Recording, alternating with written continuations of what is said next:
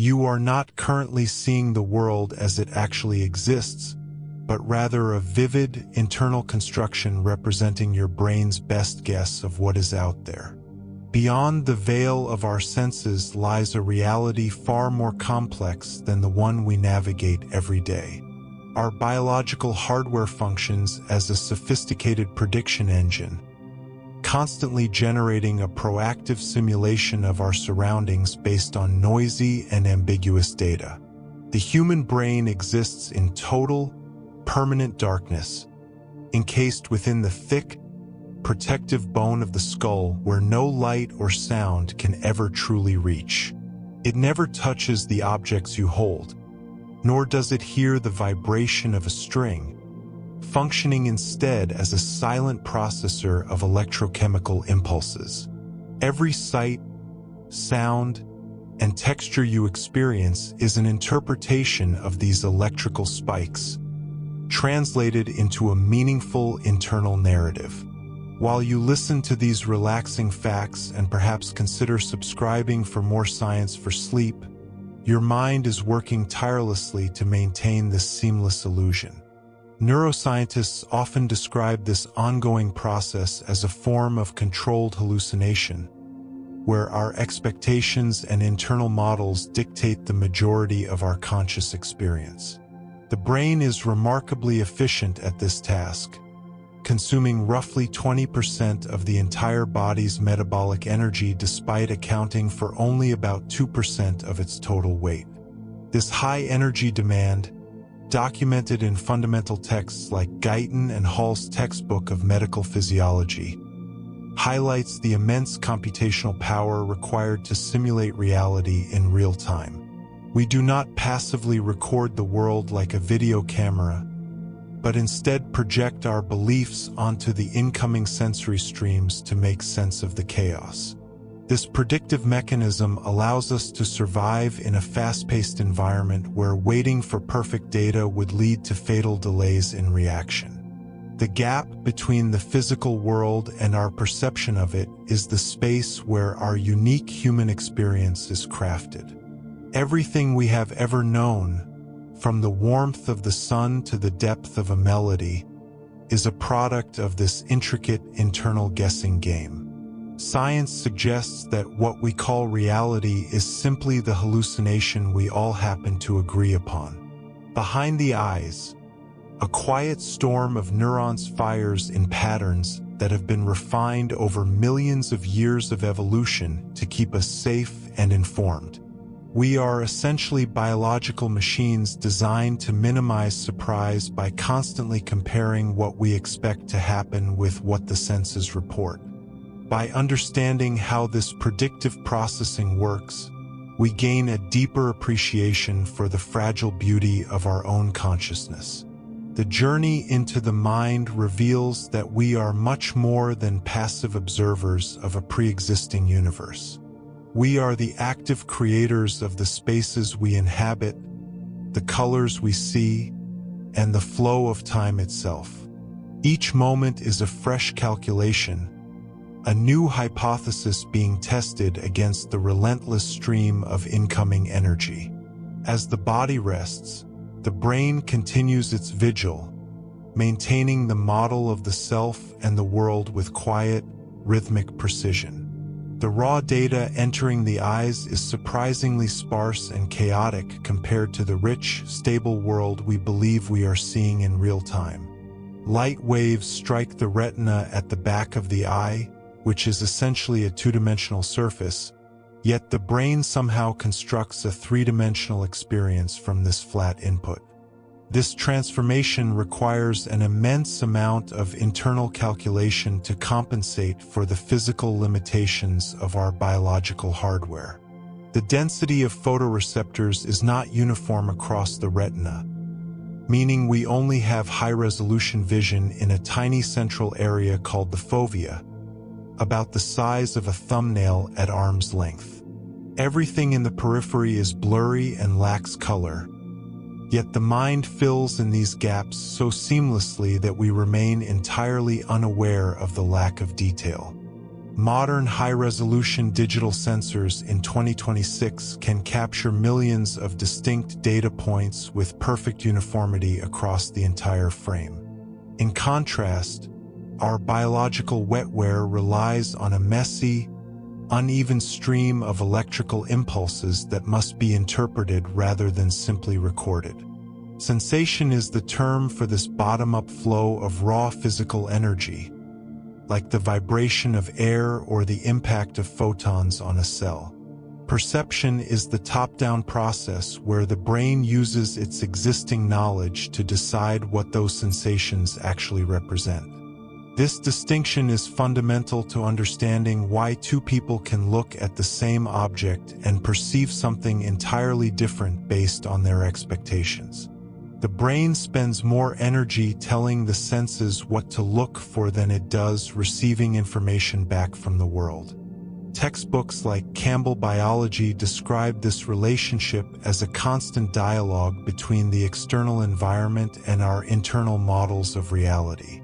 We do not see with our eyes, but rather through them, using the light they capture as a mere suggestion for the final image the mind creates.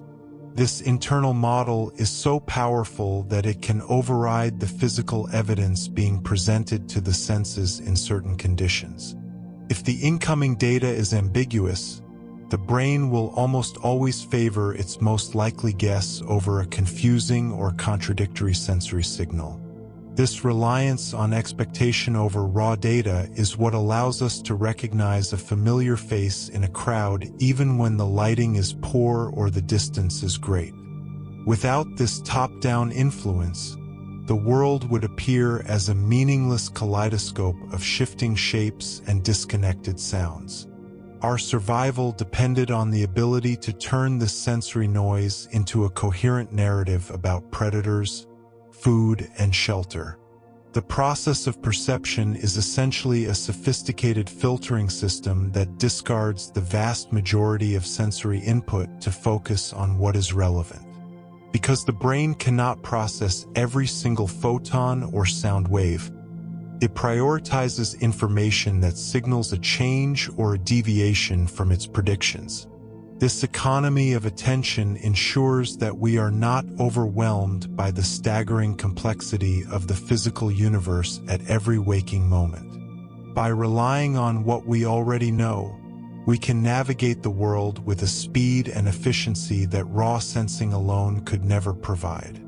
The physical world operates at a speed that biology struggles to match. While light travels at nearly 300,000 kilometers per second, the signals moving through your nerves are significantly more sluggish. In a modern fiber optic cable, data moves at about 2/3 the speed of light, but the human nervous system is limited by the chemistry of its cells. Nerve impulses in the human optic nerve typically travel at speeds between 30 and 50 meters per second, according to research found in major neuroscience texts like Perv's Neuroscience. This creates a fundamental problem for a creature trying to survive in a fast-moving environment. By the time a photon hits your retina and the resulting electrical signal reaches the visual cortex at the back of your head, the event that caused that light has already passed. There is a measurable gap between an occurrence in the physical world and your conscious awareness of it. This gap is generally estimated to be approximately 80 milliseconds. Because of this latency, you are technically living in the recent past at all times.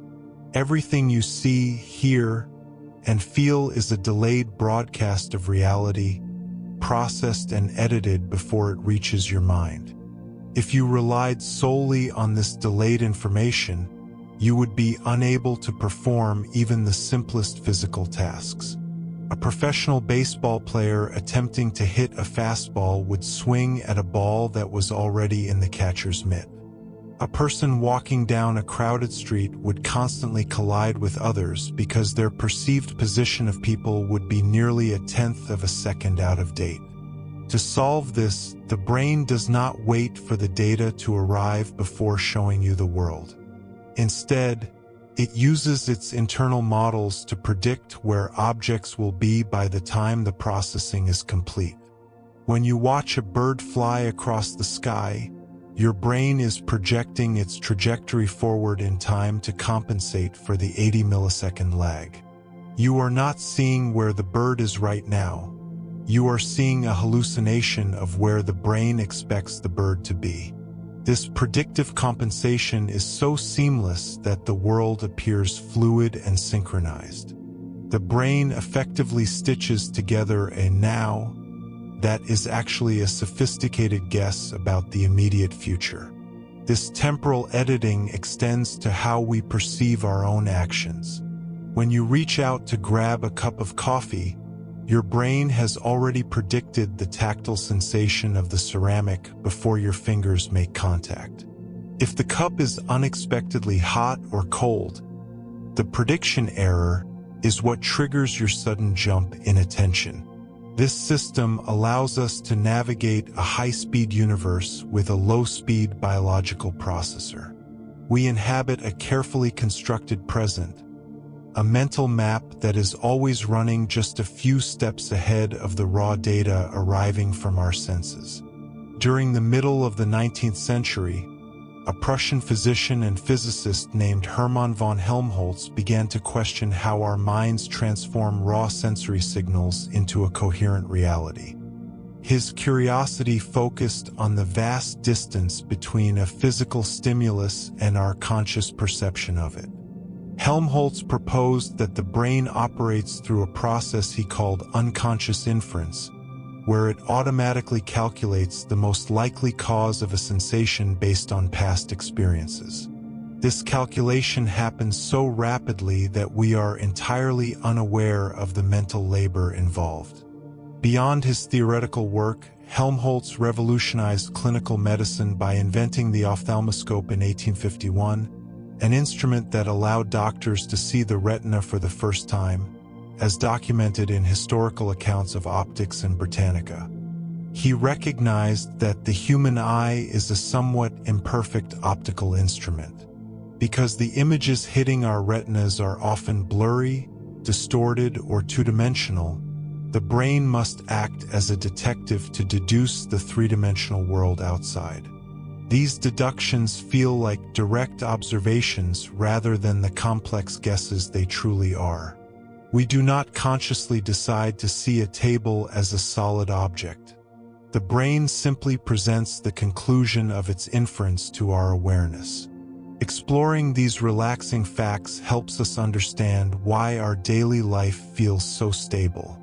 According to Helmholtz's influential treatise on physiological optics, the mind uses the rules of probability to resolve ambiguities in the light that enters our eyes. Every moment of vision is an act of problem-solving. If you see a shadow moving in a dark hallway, your brain instantly compares that shape against every similar pattern you have encountered before. It chooses the most probable explanation long before you have time to think about it. This internal processing is what makes science for sleep so fascinating as we consider the mind. Helmholtz argued that we cannot simply turn off these inferences because they are the foundation of how we navigate the physical world. Even when we know an optical illusion is a trick, the brain continues to make the same unconscious inference because the underlying model is so deeply ingrained. Our perceptions are essentially habits of thought. These 19th century insights paved the way for modern neuroscience to view the brain as a sophisticated prediction engine rather than a passive camera. Listening to these bedtime listening narratives allows the mind to reflect on invisible work. Helmholtz also determined that the speed of nerve impulses was much slower than previously believed, which further supported his idea that the brain must fill in temporal gaps. Perception is always a creative reconstruction. The architectural design of the primary visual cortex reveals a surprising hierarchy where the flow of information is heavily biased toward the internal world. Biologists studying the primate brain have documented that the number of feedback fibers traveling from higher processing centers down to the primary sensory areas significantly exceeds the number of feedforward fibers bringing raw data in from the eyes. This anatomical reality suggests that the brain is not merely waiting for the world to tell it what is there, but is actively telling the eyes what they should expect to see. According to research published in the journal Nature Neuroscience, these top-down signals act as a sophisticated filter that highlights certain features while suppressing others. Scientists refer to these internal expectations as priors, which are the distilled remnants of every experience you have ever had since the moment of your birth. Priors serve as the foundation for our internal model of reality, allowing us to navigate complex environments without having to analyze every single photon of light. When you walk into a kitchen, you do not need to study the shape of a refrigerator to identify it because your strong prior for what a kitchen contains fills in the details instantly. The brain uses these stored templates to preemptively construct the scene, essentially projecting a guess onto the sensory canvas before the eyes have finished their first scan. If the incoming light matches the internal prediction, the brain processes the information with extreme efficiency and very little metabolic effort. Relaxing facts about our neural efficiency show that we save enormous amounts of energy by ignoring things that match our expectations. This dominance of top-down processing explains why we can easily read a sentence even if the middle letters of every word are scrambled. As long as the first and last letters of a word remain in their correct positions, the phenomenon known as typoglycemia allows the mind to recognize the word as a whole unit. The brain does not read every letter individually. It uses the context of the sentence and the shape of the word to predict what the text should say. Because your prior for the English language is so robust, your perception overrides the actual chaotic arrangement of the letters on the page. This mechanism ensures that our experience of the world remains fluid and continuous rather than a stuttering series of disconnected snapshots. Bedtime listening often highlights how the mind smooths over these small inconsistencies to maintain a coherent narrative of our surroundings. When a prior is particularly strong, it can even cause us to see things that are physically absent, such as perceiving a complete circle when looking at a series of broken arcs. The visual system is biased toward completion and symmetry because these patterns are more common in the natural world than random fragments. Our expectations are so powerful that they can alter the perceived brightness or color of an object based entirely on the environment in which it is placed. The brain calculates what the color should be under specific lighting conditions and adjusts the final image to match that internal standard. Science for Sleep invites us to consider how much of our visual world is a high-fidelity projection of our own past experiences. The mathematical architecture of your perception is surprisingly elegant and efficient. The Bayesian brain hypothesis posits that the mind operates as a sophisticated statistical inference engine to manage the chaos of the world. This framework allows the biological system to navigate uncertainty with remarkable ease. Rather than following a set of rigid logical gates, the brain treats every sensory input as a piece of probabilistic evidence. It does not seek an absolute or objective truth about the environment. Science for Sleep explores how the mind calculates the most likely cause of a flickering shadow or a faint sound. These calculations happen far below the level of your conscious awareness. Mathematical models of Bayes' theorem applied to neural networks demonstrate how clusters of neurons can encode complex probability distributions through their firing patterns. This internal math ensures that your experience remains stable even when sensory data is messy. We often feel this process at work during moments of sudden visual confusion. A prediction error occurs when the brain's internal forecast does not align with the incoming electrical signals from the senses. This mismatch acts as a teaching signal for the rest of the nervous system. The brain continuously refines its internal world model by using these prediction errors to update its future expectations. Relaxing facts about our biology show that this updating process is what we call learning. How would your perception change if you could no longer rely on your past experiences to navigate the present? This constant refinement allows the mind to stay synchronized with a changing environment. Bedtime listening reveals that even while we rest, the brain may be sorting through these statistical probabilities.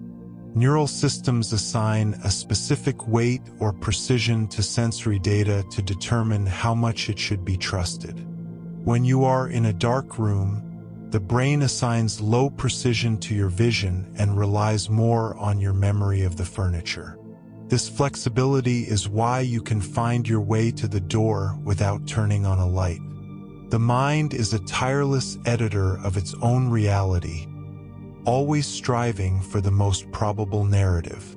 To fall asleep, the brain must eventually lower the precision of all external sensory inputs to favor internal states. This shift allows the predictive model to run free without the need for constant correction from the outside world.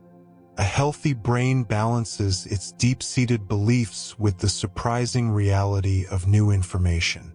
The physical architecture of the human eye reveals a striking structural compromise that occurs where the optic nerve meets the retina. At this specific point, known as the optic disc, there are no light-sensitive rods or cones because the space is occupied by the bundle of nerve fibers and blood vessels exiting the eyeball. Because no photoreceptors exist here, this tiny patch of the visual field is technically invisible, creating what scientists call a physiological scotoma. Under normal conditions, you are entirely unaware of this void because the brain refuses to acknowledge a gap in its internal model of the world. While having two eyes helps, as each eye sees what the other misses, the mind continues to hide the whole even when you look with only one eye open. This phenomenon is the result of an active neural process where the visual cortex interpolates or guesses what should be there based on the background. If you were looking at a wall of solid blue, the brain simply extends that blue texture across the blind spot to create the illusion of a continuous surface. Research published in the journal Nature indicates that specific neurons in the primary visual cortex fire as if they are receiving light from that empty space. You can observe this predictive power yourself by performing a simple mental experiment while resting.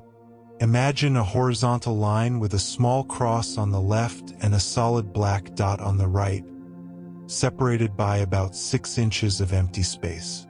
If you were to close your left eye and focus your right eye solely on the cross while slowly moving closer to the image, the dot would eventually reach the exact angle of your blind spot.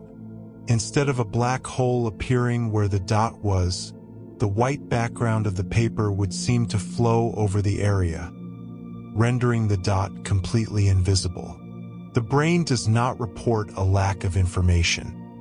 It proactively invents a plausible replacement to ensure your perception remains unbroken. This filling-in mechanism proves that what we experience as sight is often a sophisticated form of data compression and creative estimation.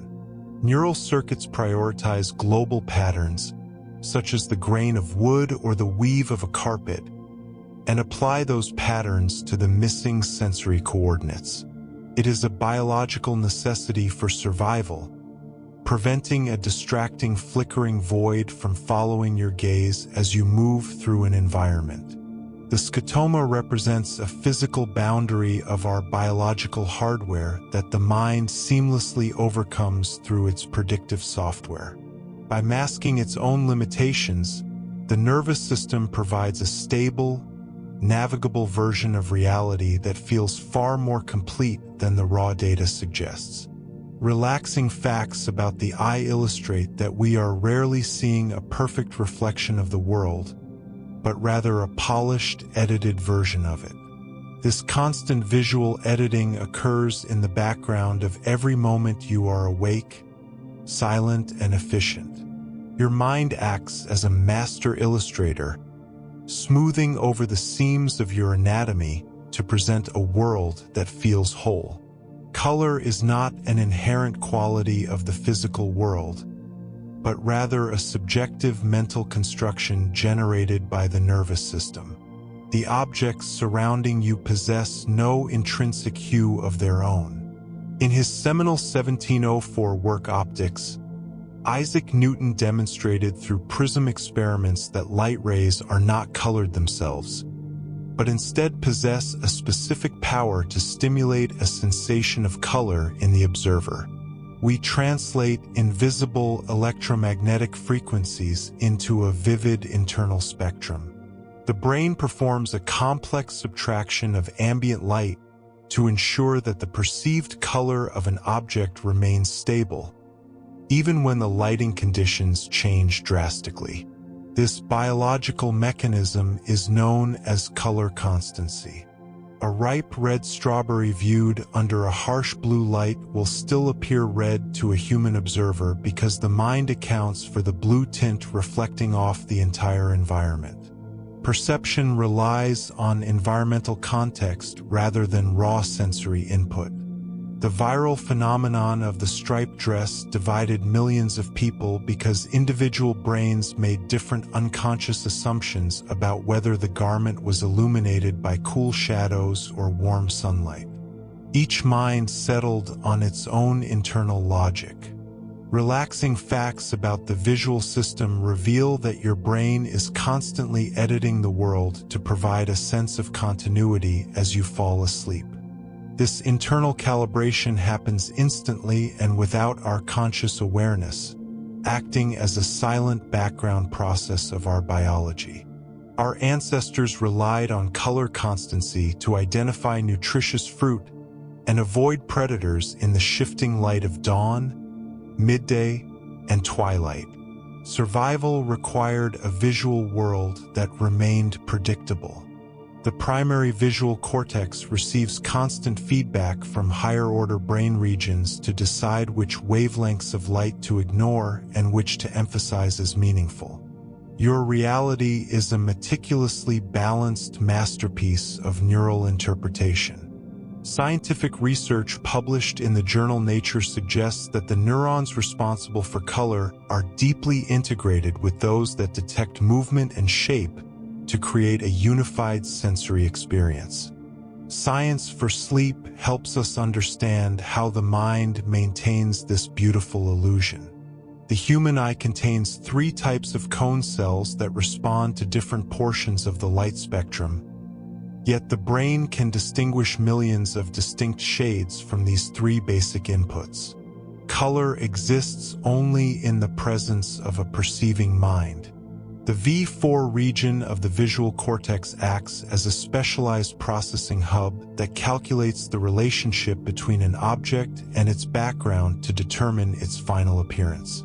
This calculation allows us to navigate a world of varying shadows and highlights. While you enjoy this bedtime listening, your brain is busy maintaining the stability of your visual field through these invisible predictions. Hues are merely the language the brain uses to describe the way light interacts with matter. Every shade of blue or gold you have ever seen was an elegant internal hypothesis. The nervous system prioritizes the meaning of a scene over the literal data hitting the retina. We inhabit a world of painted light that is unique to the human experience. The movement of an object across your field of vision is not a continuous stream of data, but a series of discrete snapshots that the brain stitches together using sophisticated predictive models. This allows you to perceive fluid motion in a fragmented world. In the visual cortex, a specialized area known as MT or V5 is dedicated almost entirely to the perception of motion, as documented in major neuroscience textbooks like Principles of Neuroscience by Kandel and Schwartz. Without this specific neural architecture, the world would appear as a series of frozen, disconnected photographs.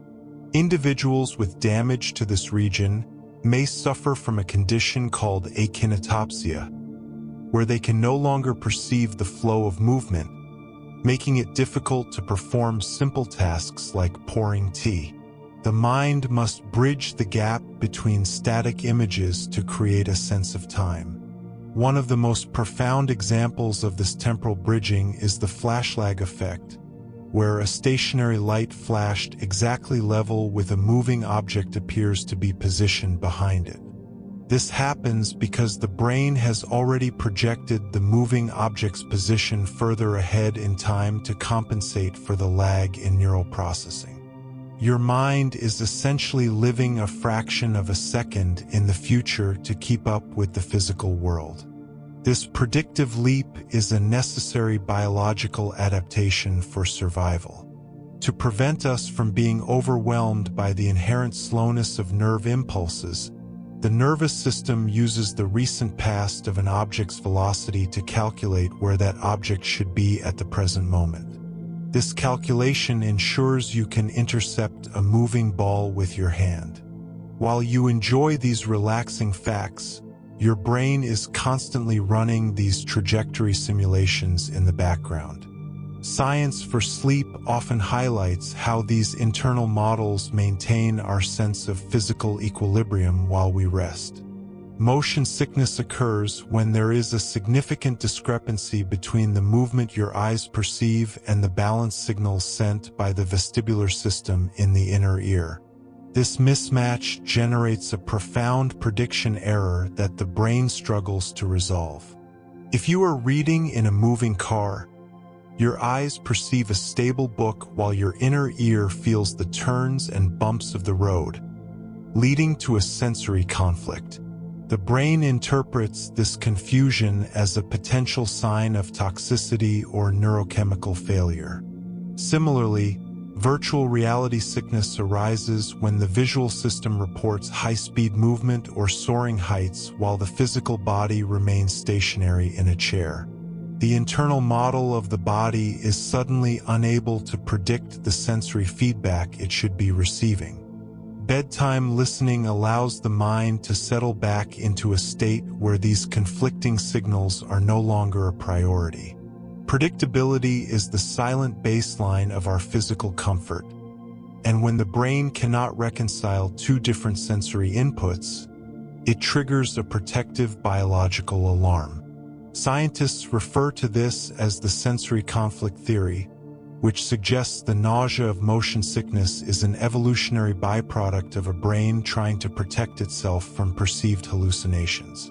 Each movement we observe is a carefully calculated guess about the immediate future. Our perception of the world is a stable, flowing narrative constructed from a chaotic and lagging stream of data. Auditory perception operates on the same principle of forward-looking anticipation that governs our sight and balance.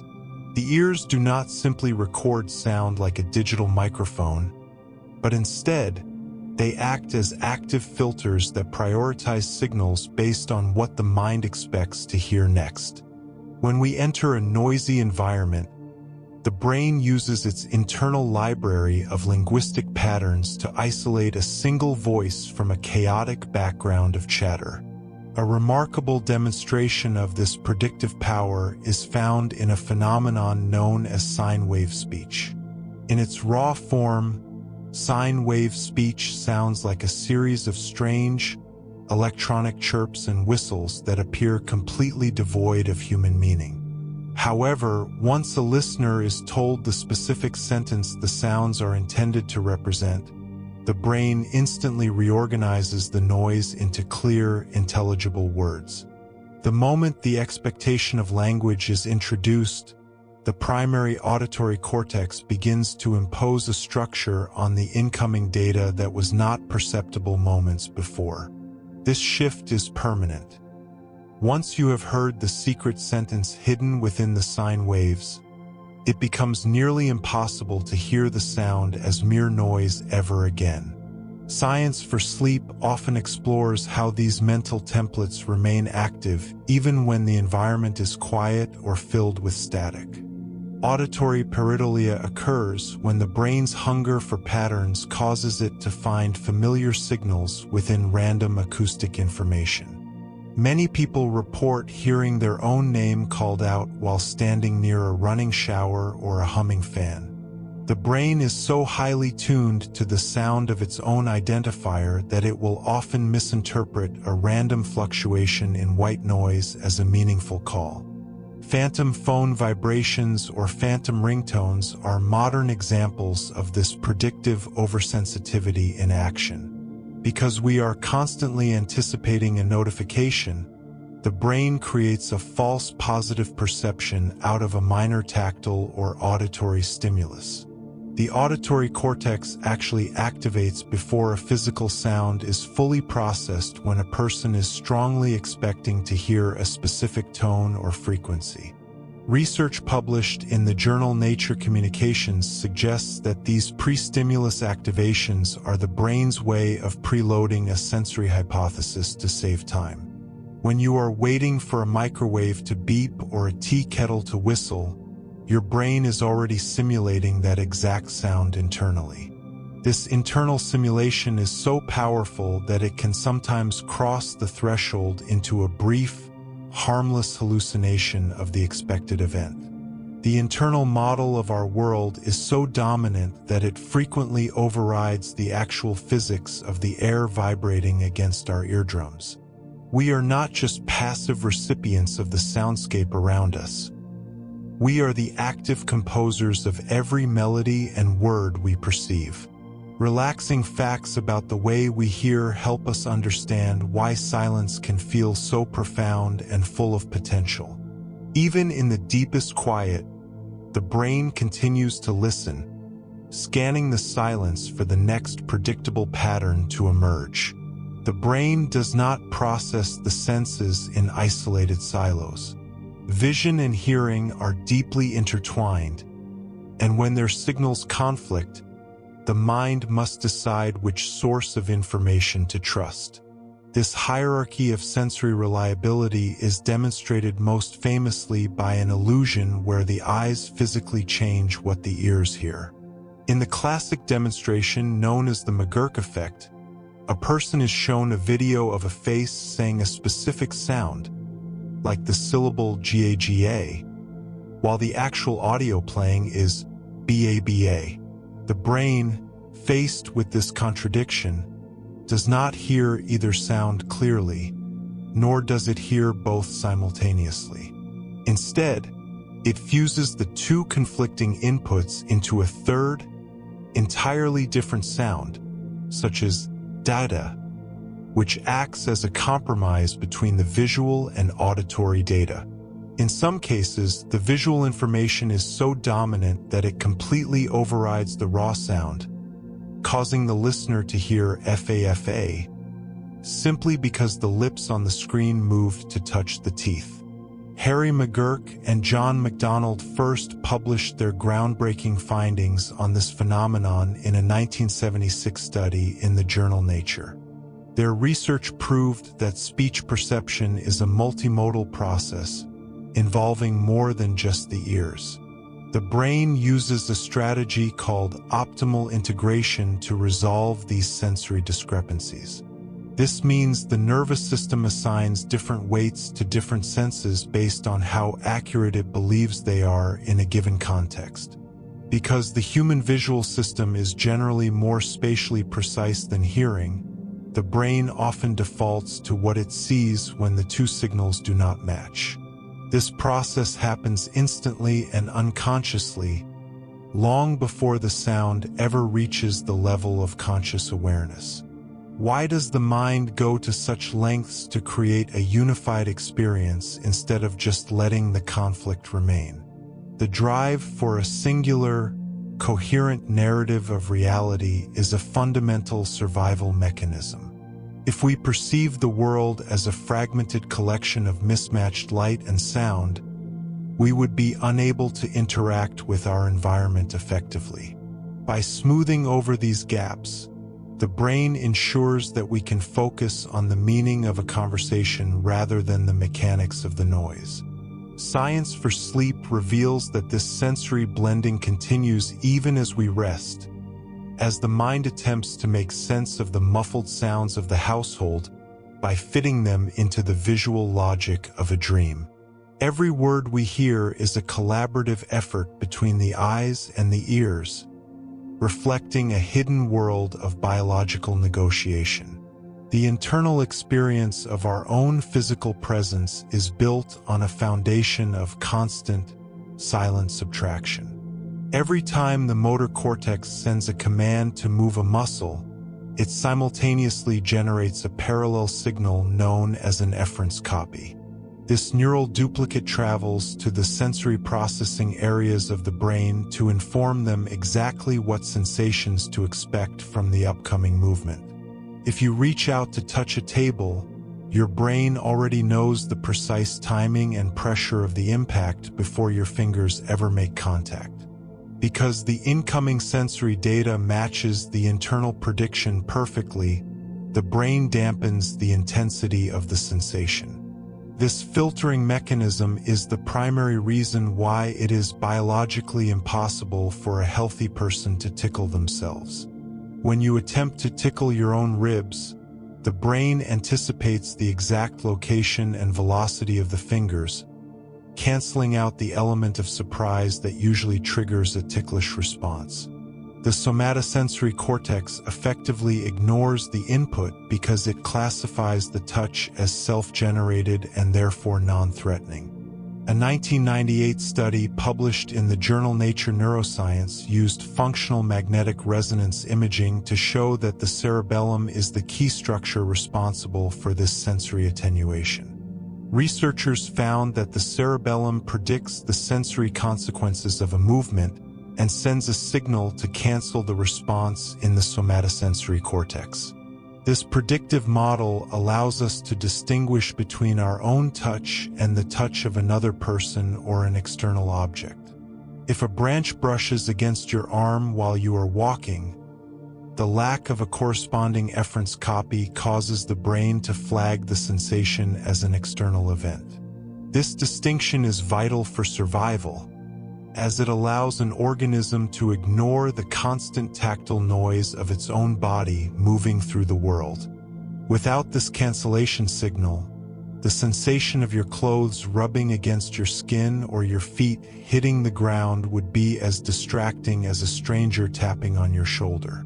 Science for Sleep explores how this system maintains a quiet environment for the mind by filtering out the predictable sensations of shifting positions in bed.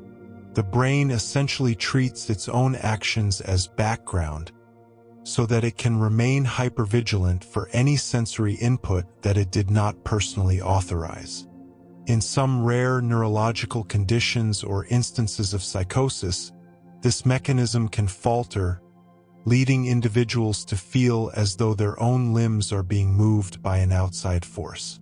When the efference copy fails to reach the sensory centers, the brain interprets its own movements as external hallucinations of touch. This illustrates that our sense of agency, the feeling that we are the authors of our actions, is actually a byproduct of successful sensory prediction. We know we are moving because the world feels exactly the way we expected it to feel a fraction of a second ago. The cerebellum acts as a high-speed internal simulator, constantly running what-if scenarios to ensure our perceptions remain stable. By subtracting the self from the sensory stream, the brain creates a clear window through which we can observe the rest of the world.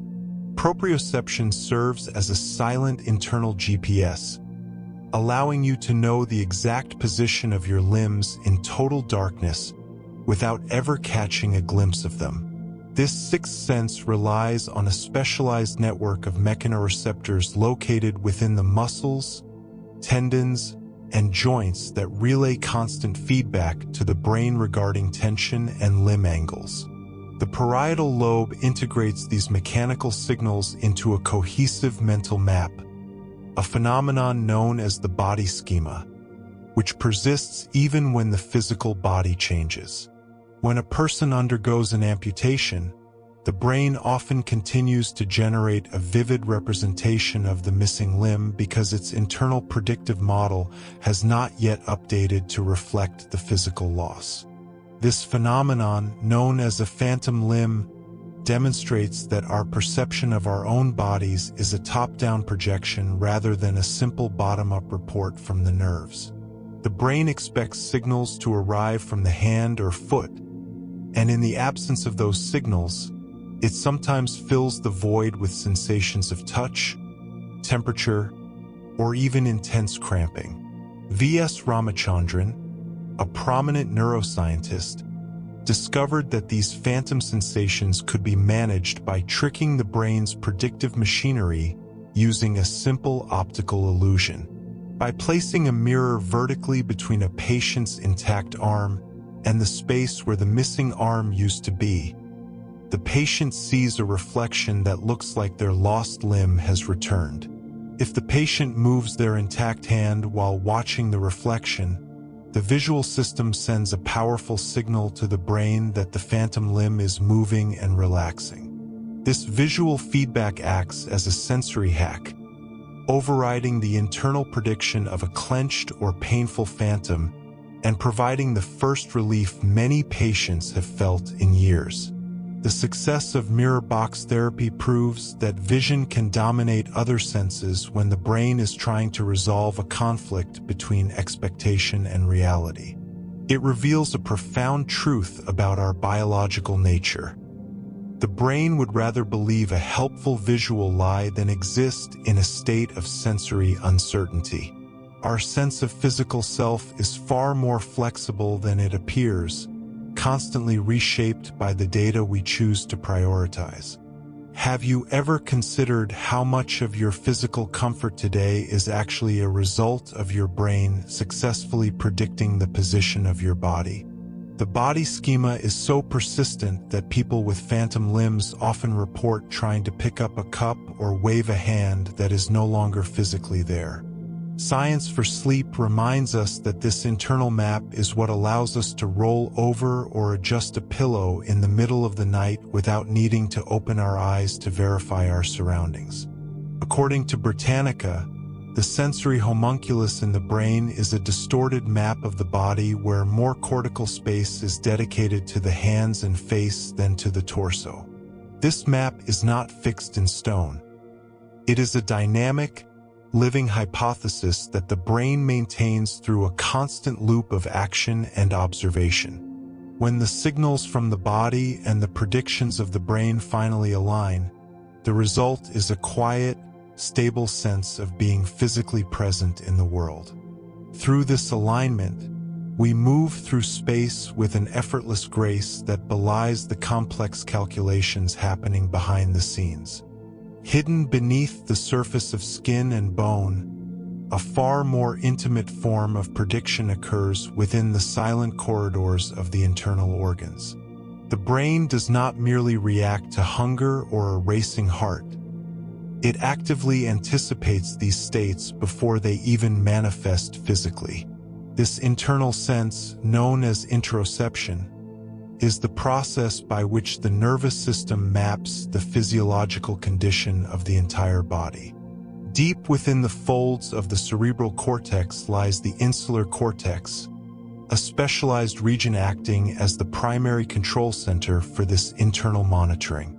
The insula receives a constant stream of data from the gut, the lungs, and the heart, weaving these signals into a coherent feeling of what it is like to be you. According to research published in the journal Nature Reviews Neuroscience, the brain employs the same predictive mechanisms for the heart that it uses for vision. It builds a model of the expected heart rate based on current activity levels, only paying attention when the actual pulse deviates from that internal forecast. When you sit quietly in a chair, your brain predicts a steady, low-energy rhythm, effectively tuning out the thumping in your chest to save processing power. If the heart suddenly skips a beat or races without an obvious external cause, a prediction error is triggered, forcing the mind to investigate the discrepancy. Anxiety is often described by neuroscientists as a state of noisy interoceptive prediction, where the brain struggles to accurately interpret these internal signals. In this state, a minor flutter in the stomach might be miscalculated as a major threat, creating a feedback loop of physical tension and mental worry. The brain is not just trying to keep the body in a steady state, a traditional biological concept known as homeostasis. Instead, the human system relies on allostasis, a more advanced predictive process where the brain anticipates future needs and prepares for them in advance. Think of how your mouth waters before the first bite of a meal, or how your heart rate climbs slightly just before you stand up from a bed. Allostasis allows the body to spend energy efficiently by solving problems before they actually arise, ensuring that resources are available exactly when required. This constant internal forecasting is what creates the background hum of your emotional life, often referred to by researchers as affect. When your internal predictions are accurate and the body is well regulated, you experience a sense of calm and physical well-being. Science for sleep explores how these internal models must be quieted at night, allowing the brain to shift its focus away from the demands of the external world. The gut-brain axis is a major highway for these predictive signals, with the enteric nervous system sending more information upward than the brain sends down. By predicting the metabolic cost of every movement, the brain ensures that the complex chemical factory of the body never runs out of fuel. Every breath you take is part of a calculated rhythm, a masterpiece of biological engineering that allows you to exist without ever needing to consciously direct your own pulse. The human brain does not simply react to the world with pre-programmed emotions like a machine responding to a button press. Professor Lisa Feldman Barrett, a leading neuroscientist and author of How Emotions Are Made, proposes that emotions are actually high-level predictions constructed in the moment. Your mind takes raw physical sensations, such as a fluttering in the chest or a surge of adrenaline, and searches for the most likely explanation based on your past experiences. If you are standing at the edge of a high-diving board, that rapid heartbeat is interpreted by the brain as fear. That same physical sensation of a pounding heart might be categorized as intense excitement if you are waiting to see a loved one at an airport. The brain is essentially a categorizing engine that uses context to give meaning to the ambiguous electrical signals coming from your internal organs. In this view, an emotion is not something that happens to you, but something your brain creates to make sense of your body state within a specific environment. Research published in the journal Psychological Science indicates there are no universal, distinct biological fingerprints for specific emotions like anger or sadness within the human brain. Studies using functional magnetic resonance imaging have failed to find a single, dedicated circuit for any one emotion that looks the same in every person. While a certain area like the amygdala is often associated with fear, it also activates during states of novelty, uncertainty, and even intense joy. The diversity of how people experience the world is further reflected in the way different cultures conceptualize their inner lives. Some cultures possess emotional concepts that simply do not exist in others, such as the German word Schadenfreude, which describes the specific feeling of pleasure derived from another's misfortune. In certain indigenous languages, there are no words for worry or grief, as distinct entities, suggesting that those brains may categorize their internal sensations using entirely different predictive models. When a child learns the word for a feeling, they are not just naming a pre-existing state. They are training their brain to predict and construct that specific experience in the future. This process of learning allows the mind to become more granular, distinguishing between subtle shades of frustration, disappointment, or melancholy. By labeling a sensation, you provide your predictive brain with a template, making it easier to resolve future sensory input into a coherent feeling. The theory of constructed emotion suggests that we have more agency over our emotional lives than traditional science once believed. If emotions are predictions based on past concepts, then expanding your vocabulary and varied life experiences can actually change how your brain interprets your body. A person who has practiced mindfulness might interpret a surge of stress as mere physiological arousal rather than a distressing panic, altering the very nature of the experience. The brain works tirelessly to ensure that every internal tremor and every external sight fits into a narrative that helps you navigate the day. This ongoing construction is why two people can look at the same sunset and feel entirely different things, as their brains are running different predictive simulations. Every feeling you have ever known is a sophisticated guess, a mental bridge built between the needs of the body and the demands of the world. Physical pain functions as a sophisticated opinion rather than a direct measurement of bodily damage. The brain constructs the experience of hurting by weighing sensory data against the current context and potential threats to survival. A person can sustain a significant injury without feeling any pain if the brain decides that focusing on escape is more vital for staying alive. During World War II, many soldiers with life-threatening wounds reported feeling surprisingly little pain because their brains prioritized the relief of surviving the battlefield over the damage to their limbs. This phenomenon, often documented in clinical studies by researchers like Henry Beecher, demonstrates that the meaning assigned to an injury can drastically alter its perceived intensity. The mind acts as a gatekeeper, choosing which signals from the nerves are allowed to reach conscious awareness. Nerve fibers known as nociceptors merely send signals about potential pressure or heat, but they do not transmit the actual feeling of pain itself. The sensation only emerges once the brain interprets those signals as a reason to change behavior or seek safety. Expectation plays a defining role in how much a specific stimulus will hurt when it finally arrives. If a person anticipates that a needle will be agonizing, the brain pre-activates the pain processing regions of the cortex, effectively turning up the volume on the incoming signal. This amplification is known as hyperalgesia, where the neurological system becomes hypersensitive to even minor touches or movements.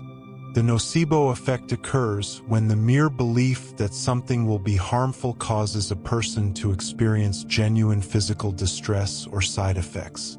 Clinical trials have shown that patients told a harmless procedure will be painful often report high levels of discomfort, despite no physical cause for the sensation. The brain releases its own chemical cocktails, such as endorphins or CCK, to either dampen or heighten the signal based on what it expects to happen. Chronic pain can sometimes persist long after a physical injury has fully healed because the brain's predictive model has become stuck in a state of high alert. In these cases, the neural pathways responsible for pain have learned to fire so efficiently that they no longer require a physical trigger from the body. A phantom limb is a classic example of this predictive architecture, where the brain continues to produce a painful sensation in a part of the body that is no longer there. Treatments like mirror therapy work by providing the brain with visual evidence that the missing limb is safe, which can successfully update the internal prediction and quiet the pain. The emotional state of a person also dictates the severity of their physical suffering, as sadness or fear can lower the threshold for what the brain considers a threat. Understanding that pain is an output of the brain rather than an input from the skin offers a powerful tool for managing long-term health. The sensory system is never a passive observer. It is an active participant in a constant dialogue between the past and the present. Carl Friston is widely regarded by the global scientific community as the most cited neuroscientist of the modern era due to his revolutionary work in brain imaging and theoretical biology. He proposed a unifying framework that explains how all biological systems maintain their integrity over time. The free energy principle suggests that every living thing, from a single-celled organism to a human being, is driven by a single mathematical imperative to stay alive. This principle states that biological systems must minimize a quantity known as free energy, which serves as a proxy for physical or sensory surprise. In the context of neuroscience, surprise represents the difference between what the brain expects to happen and what it actually perceives through the senses. A state of high free energy is essentially a state of high uncertainty, where the internal model of the world no longer matches the reality outside. To stay alive is to remain in a predictable state that is conducive to the biological needs of the organism. If a living thing cannot predict its environment, it risks drifting into states of disorder that lead to its eventual physical breakdown and death. A common example used to illustrate this is a deep-sea fish that suddenly finds itself on a dry beach, where its environment no longer matches its internal expectations. The massive prediction error caused by the lack of water and the change in pressure represents a lethal amount of surprise for the fish's biological system. Entropy is the natural tendency of all things in the universe to move toward a state of chaos and decay. Life exists as a brief, beautiful resistance to this universal law by constantly working to maintain a stable and highly organized internal structure. By minimizing free energy, the brain essentially acts as a shield against the chaotic forces of the external world. The nervous system spends a vast amount of its energy trying to make the world seem consistent and reliable. How would it feel to exist in a world where every single sensation was entirely new and nothing could ever be anticipated? The drive for certainty is so strong that the human mind often feels a sense of deep unease when faced with the unknown or the unpredictable. Seeking out familiar routines and stable environments is a fundamental way that humans reduce the cognitive load of constant prediction. Predicting the future is not just a high-level cognitive skill used for planning, but a basic requirement for the functioning of every organ in the body. The brain attempts to know the environment before it even arrives, creating a buffer of information that protects the delicate balance of life. Every breath and every heartbeat is part of a grand calculation intended to keep the internal world separate from the noise of the external universe. When the mind is successful at minimizing surprise, the experience of consciousness feels smooth, effortless, and entirely natural. This mathematical drive for predictability is the silent force that shapes every thought, every movement, and every perception of the reality we inhabit.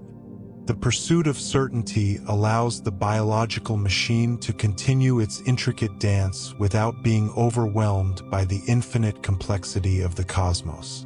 Discrepancies between what the brain expects and what the senses report create a state of tension known as prediction error. The biological system has two primary ways to resolve this mismatch and return to a state of internal equilibrium. Updating the internal model to match the incoming data is the first method, which we commonly experience as the act of perception. Changing the world to match the internal model is the second method, achieved through the physical process of action. Movement is essentially a way for the brain to force the environment to provide the sensory data it expects to receive. If the mind predicts that a door should be closed, it can either accept the sight of an open door or reach out to close it.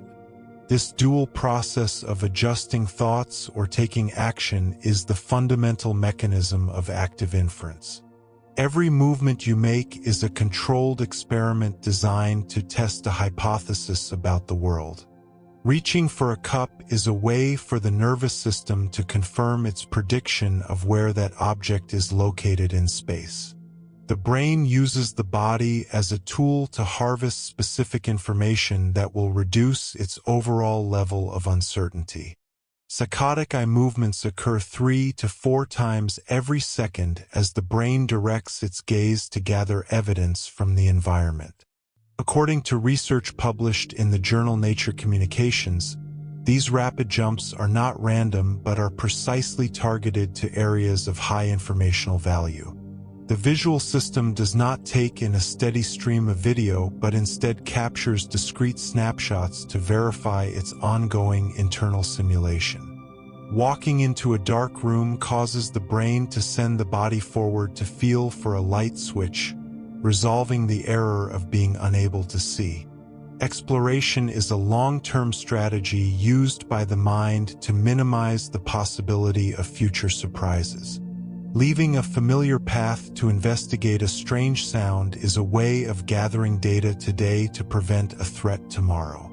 Curiosity acts as a biological drive to fill in the gaps of the internal map, making the world more predictable over time. The drive to explore ensures that the predictive model remains flexible and accurate even as the environment changes. Even the smallest fidget or shift in posture can be seen as a way for the nervous system to check its own boundaries. Action and perception are two sides of the same coin, working in a continuous loop to maintain the integrity of your reality. By moving through space, you are constantly refining the complex web of expectations that defines your experience of being alive. Anil Seth, a prominent professor of cognitive and computational neuroscience at the University of Sussex, proposes that our entire conscious experience is a controlled hallucination generated by a biological machine. This perspective suggests that the primary function of the brain is not to provide a high-fidelity window into objective reality, but rather to keep the body alive. Evolution has sculpted the nervous system to prioritize survival over accuracy, meaning our perceptions are heavily biased toward information that helps maintain physiological stability.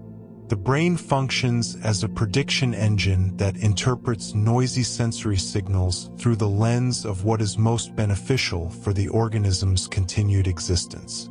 This concept is often referred to as the beast-machine theory, a term that emphasizes our deeply rooted biological nature as the foundation of all thought and feeling. According to this view, consciousness does not emerge from a separate, high-level computer-like processor, but from the very processes that regulate our heartbeat, breathing, and body temperature. The internal state of the body provides the essential context for every sight, sound, and touch we experience in the external world. Instead of perceiving the world to understand its fundamental truths, we perceive it in a way that allows us to control and regulate our own internal environment. A tree is not seen as a collection of botanical data, but as a physical object with potential for shade, fruit, or navigation within a territory. The feelings of hunger, thirst, or fatigue are predictive signals sent by the brain to initiate actions that will return the body to its optimal state. In his book, Being You, Seth argues that the self is just another controlled hallucination used by the brain to simplify the management of a complex biological system. The sense of being a continuous individual is a highly useful model that the brain constructs to help predict the consequences of its own actions. Every aspect of your subjective reality is tied to the metabolic costs of staying alive in a world that is constantly changing. The brain must decide which sensory errors are worth correcting and which can be safely ignored to conserve precious energy. When you look at a sunset, the colors and shapes you see are filtered through a system that has been optimized over millions of years to detect threats and opportunities.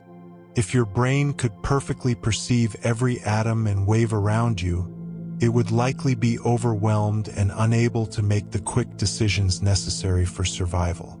The beauty of a landscape is, in a sense, a byproduct of a system designed to identify environments that are safe and resource-rich. How often do you consider that the vibrant colors and solid objects around you might exist only as a functional map created by your own biology?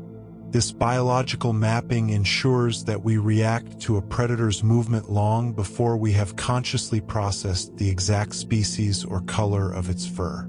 The beast-machine theory suggests that even our most abstract thoughts are ultimately tethered to the requirement of maintaining life within a physical form. By framing consciousness as a tool for homeostatic regulation, researchers are finding new ways to understand the connection between physical health and mental perception. The brain is not just observing a world. It is actively creating a version of that world that it can successfully navigate and survive within. This internal simulation is so seamless and convincing that we rarely stop to question the biological machinery working tirelessly beneath the surface of our awareness. The brain's internal map of where the body ends and the world begins is far more flexible than it might feel during daily life. Researchers can reliably trigger a shift in this sense of ownership using a simple setup involving a realistic rubber hand and a piece of cardboard. In a classic experiment, a person sits at a table with their real arm hidden behind a screen, while a life-sized prosthetic hand is placed in front of them in a natural position. An experimenter then uses two small brushes to stroke both the hidden real hand and the visible rubber hand in perfect synchrony. Within a few minutes, most people begin to feel as if the rubber hand is their own, often reacting with a genuine startle response if the prosthetic is suddenly struck with a hammer. This phenomenon, known as the rubber hand illusion, demonstrates how visual information can override the internal sense of limb position, which is technically called proprioception. When the brain receives matching signals from the eyes and the skin, it chooses the most statistically likely explanation, that the hand it sees being touched is the source of the sensation. This suggests that our body schema is not a fixed anatomical blueprint, but a plastic model that is constantly being updated by new predictions. The brain is essentially making a best guess about which physical objects belong to the self based on the timing and location of sensory inputs. Deep within the brain, a specific region known as the temporoparietal junction plays a critical role in integrating these multisensory signals to maintain a coherent sense of body ownership. Studies published in journals like Neuron and the Journal of Neuroscience indicate that activity in this area shifts when the brain incorporates external objects into its internal map. The temporoparietal junction acts as a sort of hub where visual, tactile, and vestibular information meet to decide what is me and what is not me. If this area is disrupted or receives conflicting data, the boundary between the individual and the environment can become blurred or distorted. This flexibility allows us to use tools so naturally that they eventually feel like extensions of our own limbs, such as a carpenter feeling the tip of a hammer or a driver feeling the dimensions of a car. Even something as simple as a prosthetic limb or a digital avatar in a virtual space can be adopted by the brain's predictive systems as a legitimate part of the physical self. Your brain prioritizes a unified experience of the body over the rigid reality of biological growth, ensuring you can navigate a changing world with ease. Time is not a universal clock ticking at a constant rate within the mind, but rather a subjective construction generated by neural activity. Biological systems do not possess a single dedicated organ for sensing the passage of seconds or minutes in the way the eyes sense light.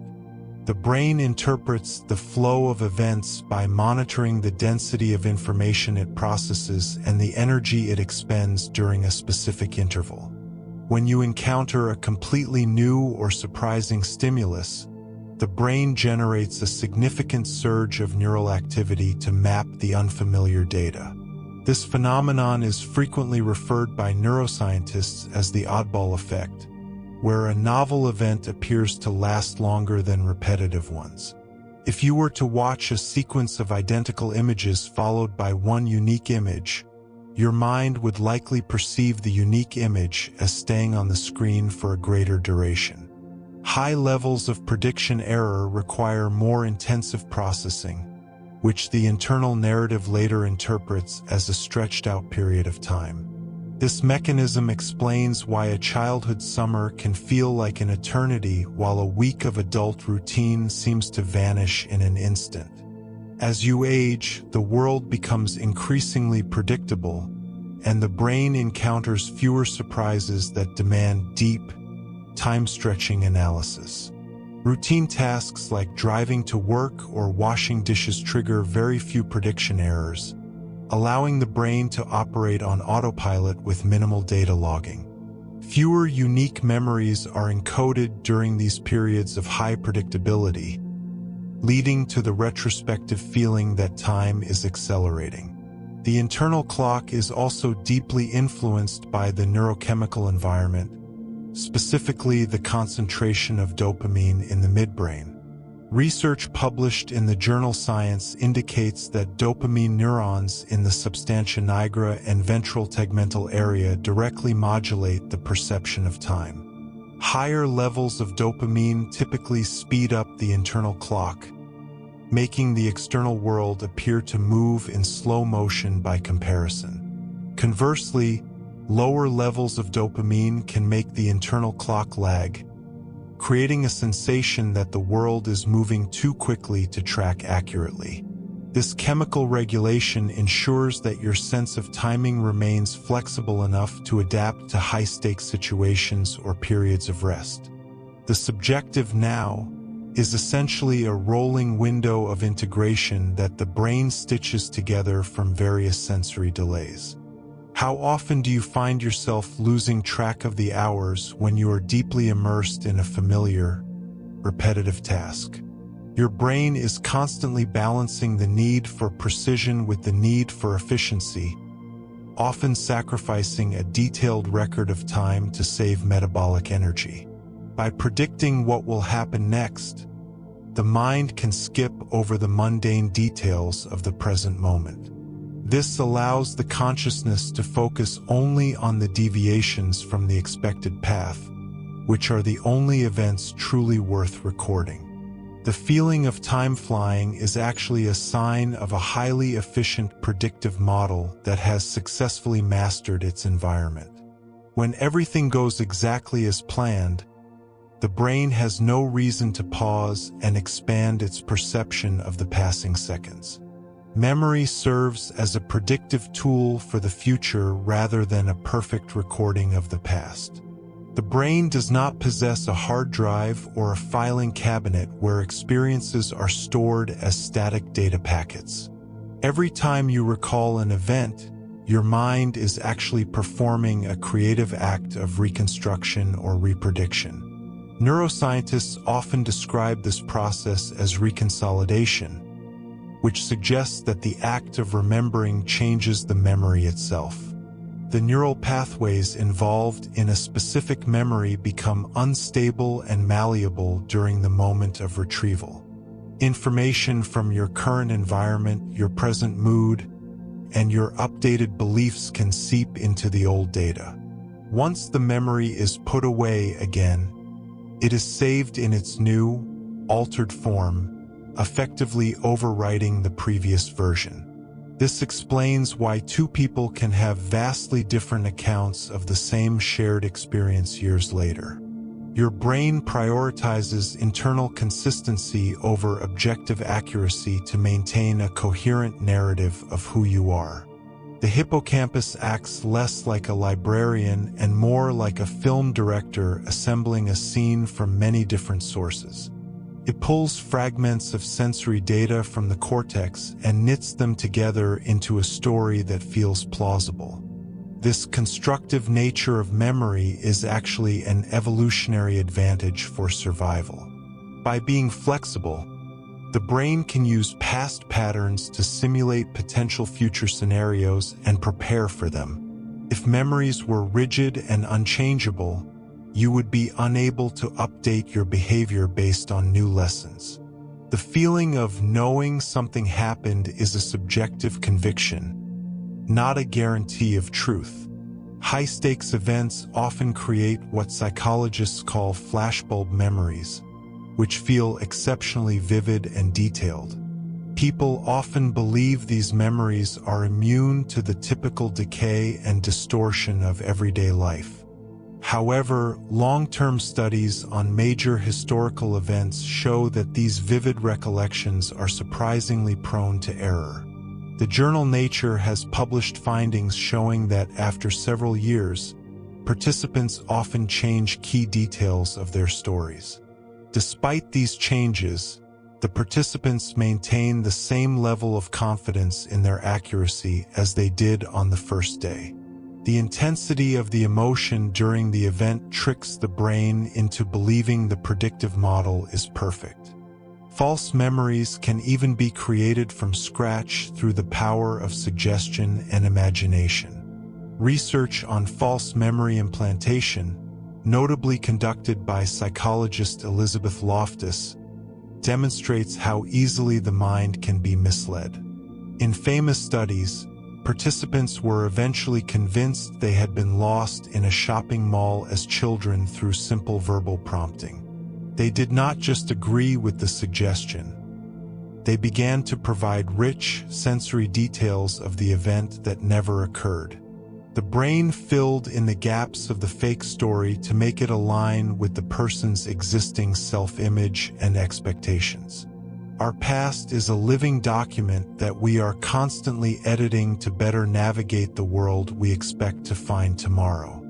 Every moment of conscious experience relies on a delicate synchronization between what we see and what we remember.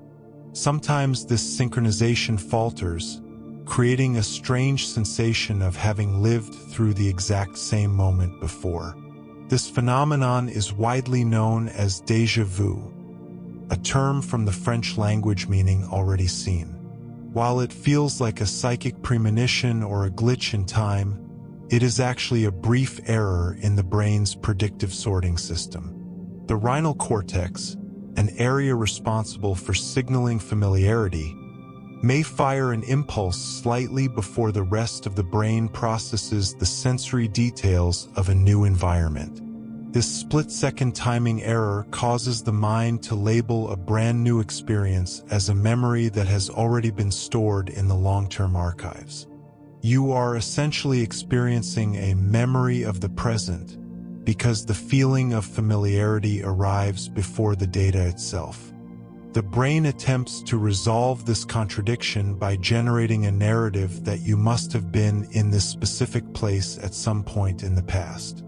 It is a breakdown in the checking circuit that usually distinguishes between internal thoughts and external realities. Scientific research into the mechanics of this glitch has identified a strong link between temporal lobe epilepsy and frequent, intense episodes of déjà vu. Patients with this condition often report a powerful sense of reliving the past just before a seizure begins, as noted in several clinical studies published by the Mayo Clinic. In these instances, The electrical storm in the temporal lobe forces the familiarity circuit to stay in the on position regardless of what the person is actually seeing. For the average person, these episodes are harmless and typically last only a few seconds before the predictive model corrects itself. A contrasting and equally strange sensation occurs when something deeply familiar suddenly feels completely alien or new. This state is called jamais vu, or never seen, and it represents a temporary loss of meaning in a well-known object or word. You might experience this by staring at a common word like apple or door until the letters appear to lose their connection to the object they represent. This process is scientifically referred to as semantic satiation, where repeated stimulation causes specific neural patterns to become fatigued. As the neurons stop firing in response to the repetition, the brain's predictive link between the symbol and the meaning is temporarily severed. The word becomes a meaningless collection of shapes and lines, stripped of its place in your mental map of the world. These two phenomena serve as windows into the complex machinery that usually hums along unnoticed behind our eyes. They remind us that our sense of knowing the world is a fragile construction that requires perfect timing and constant validation. This internal simulation of the world extends far beyond our visual field and into the very cells of our physical being. Expectation acts as a powerful biological architect that can alter the chemical composition of our internal environment. When you consume a substance you believe will reduce pain, your brain often initiates a process known as predictive healing. This phenomenon, commonly called the placebo effect, occurs because the brain anticipates relief and proactively releases its own internal pharmacy. Research published in the Journal of Neuroscience shows that expecting a positive outcome triggers the descending pain modulatory system. This system floods the body with endogenous opioids and dopamine to match the predicted state of recovery. It is a striking example of the brain hallucinating a state of wellness that then becomes a physical reality. The predictive nature of the brain is so robust that it can function even when the illusion is revealed. Open-label placebos are treatments where the patient is explicitly told they are receiving an inactive sugar pill. Clinical trials have demonstrated that these transparent placebos still provide significant symptom relief for conditions like irritable bowel syndrome and chronic back pain. The ritual of taking the medicine serves as a sensory cue that the brain uses to update its internal model of health. Even without the deception of a fake drug, the act of care signals the body to begin its restorative processes. Could the very language we use to describe our health be shaping the physiological reality of our bodies? These relaxing facts help us understand how deeply our mental models are woven into our biological functions. The connection between belief and physiology is a two-way street that relies on constant interoceptive predictions. Your brain is not just monitoring your heart rate or your digestion. It is predicting what those levels should be based on your current situation. If you believe a treatment will be effective, your brain adjusts the gain on your sensory signals to prioritize signs of improvement. This modulation is a fundamental part of why we experience the world the way we do during bedtime listening. The power of this predictive mechanism is perhaps most evident in the realm of high-stakes medical interventions. A landmark study published in the New England Journal of Medicine investigated the efficacy of common knee surgeries for osteoarthritis. Researchers performed sham surgeries where patients were anesthetized and given incisions, but no actual repair was performed on the joint. The results revealed that patients who received the placebo surgery reported the same levels of pain relief and improved mobility as those who underwent the full procedure. This suggests that the brain's expectation of surgical repair was the primary driver of the recovery process in many cases. Science for sleep shows us that the mind is a landscape where expectation and reality are often indistinguishable. While positive expectations can heal, the opposite effect can also manifest through the same predictive pathways. The nocebo effect occurs when a patient experiences negative side effects simply because they expect them to happen. If a person is told that a harmless starch pill causes nausea, a significant percentage of people will physically feel ill after taking it. The brain creates the sensation of discomfort to match the incoming data with its pre-existing negative prediction. These responses are not imaginary. They involve measurable changes in the prefrontal cortex and the periaqueductal gray area of the brain. The brain's drive to minimize surprise means it would rather produce pain than be wrong about its environment. This is why the context of a medical consultation, including the doctor's tone and the clinical setting, impacts the outcome.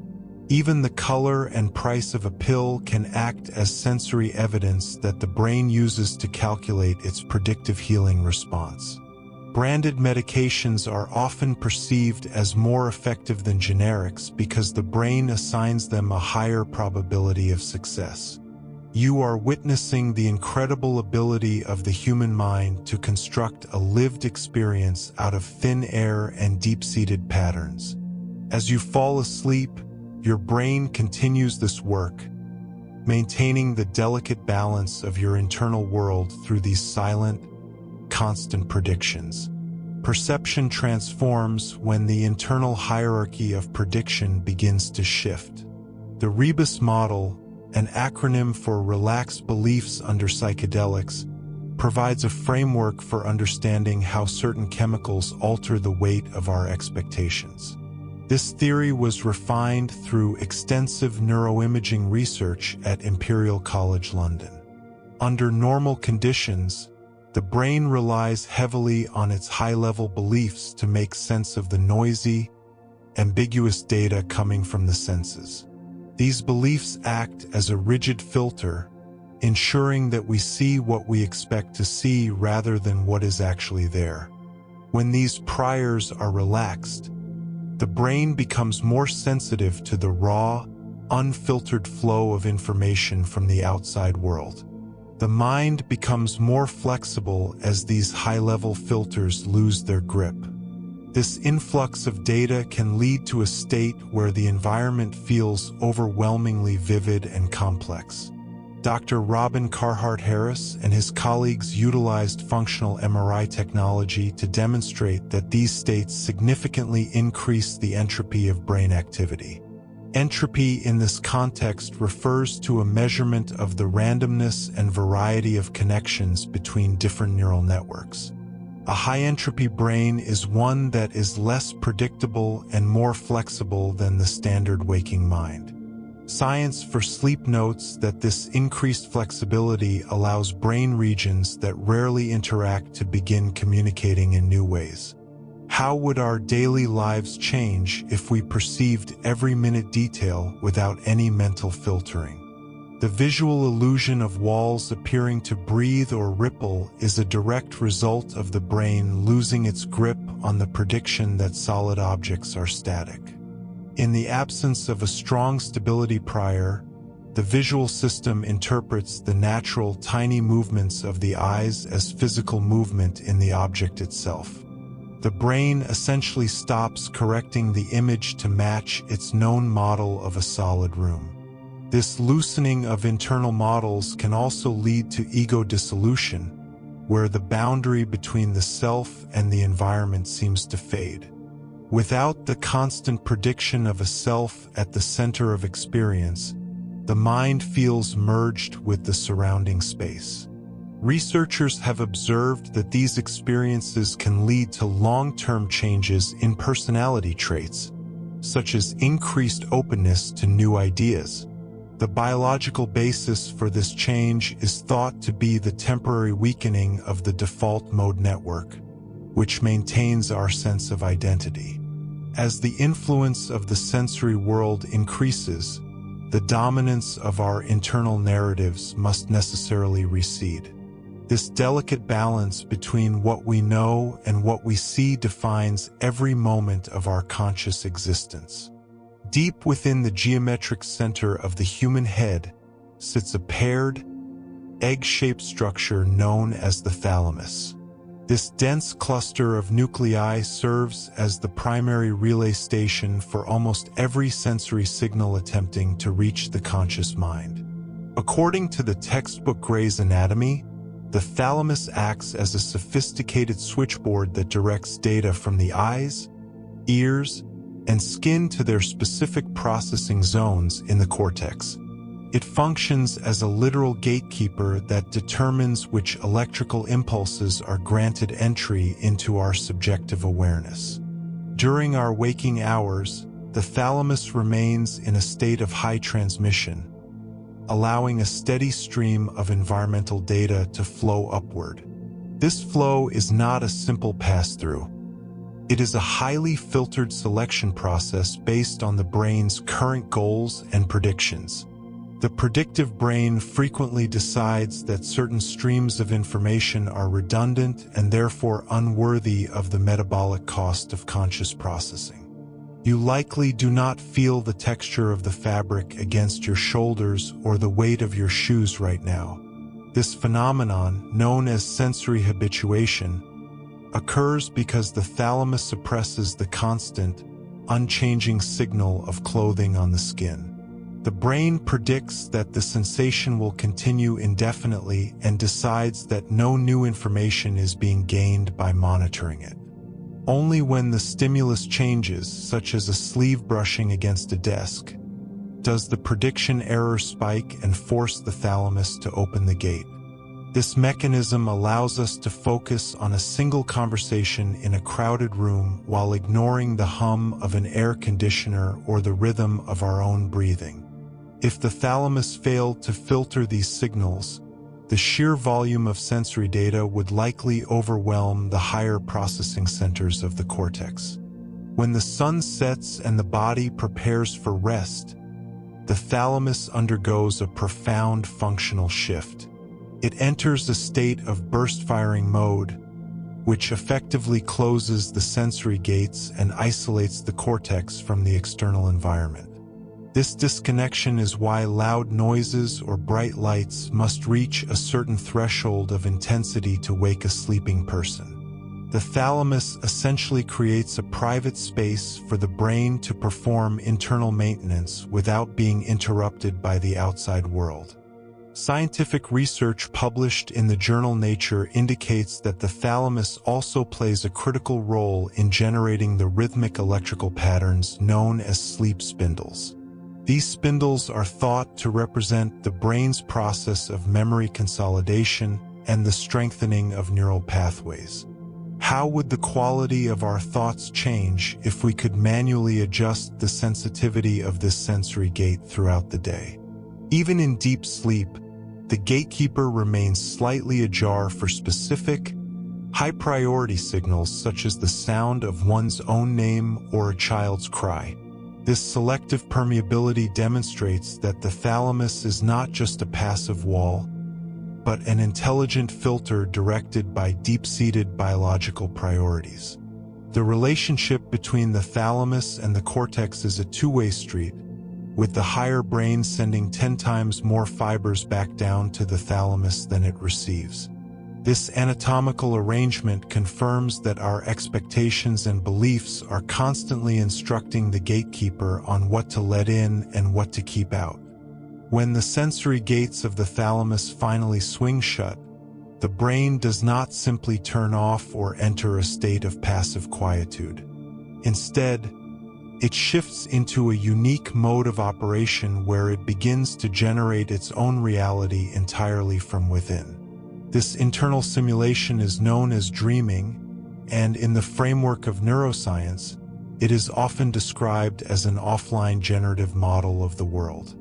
Without the constant correction of incoming sensory data to tether it to physical reality, the brain's predictive machinery is free to run wild.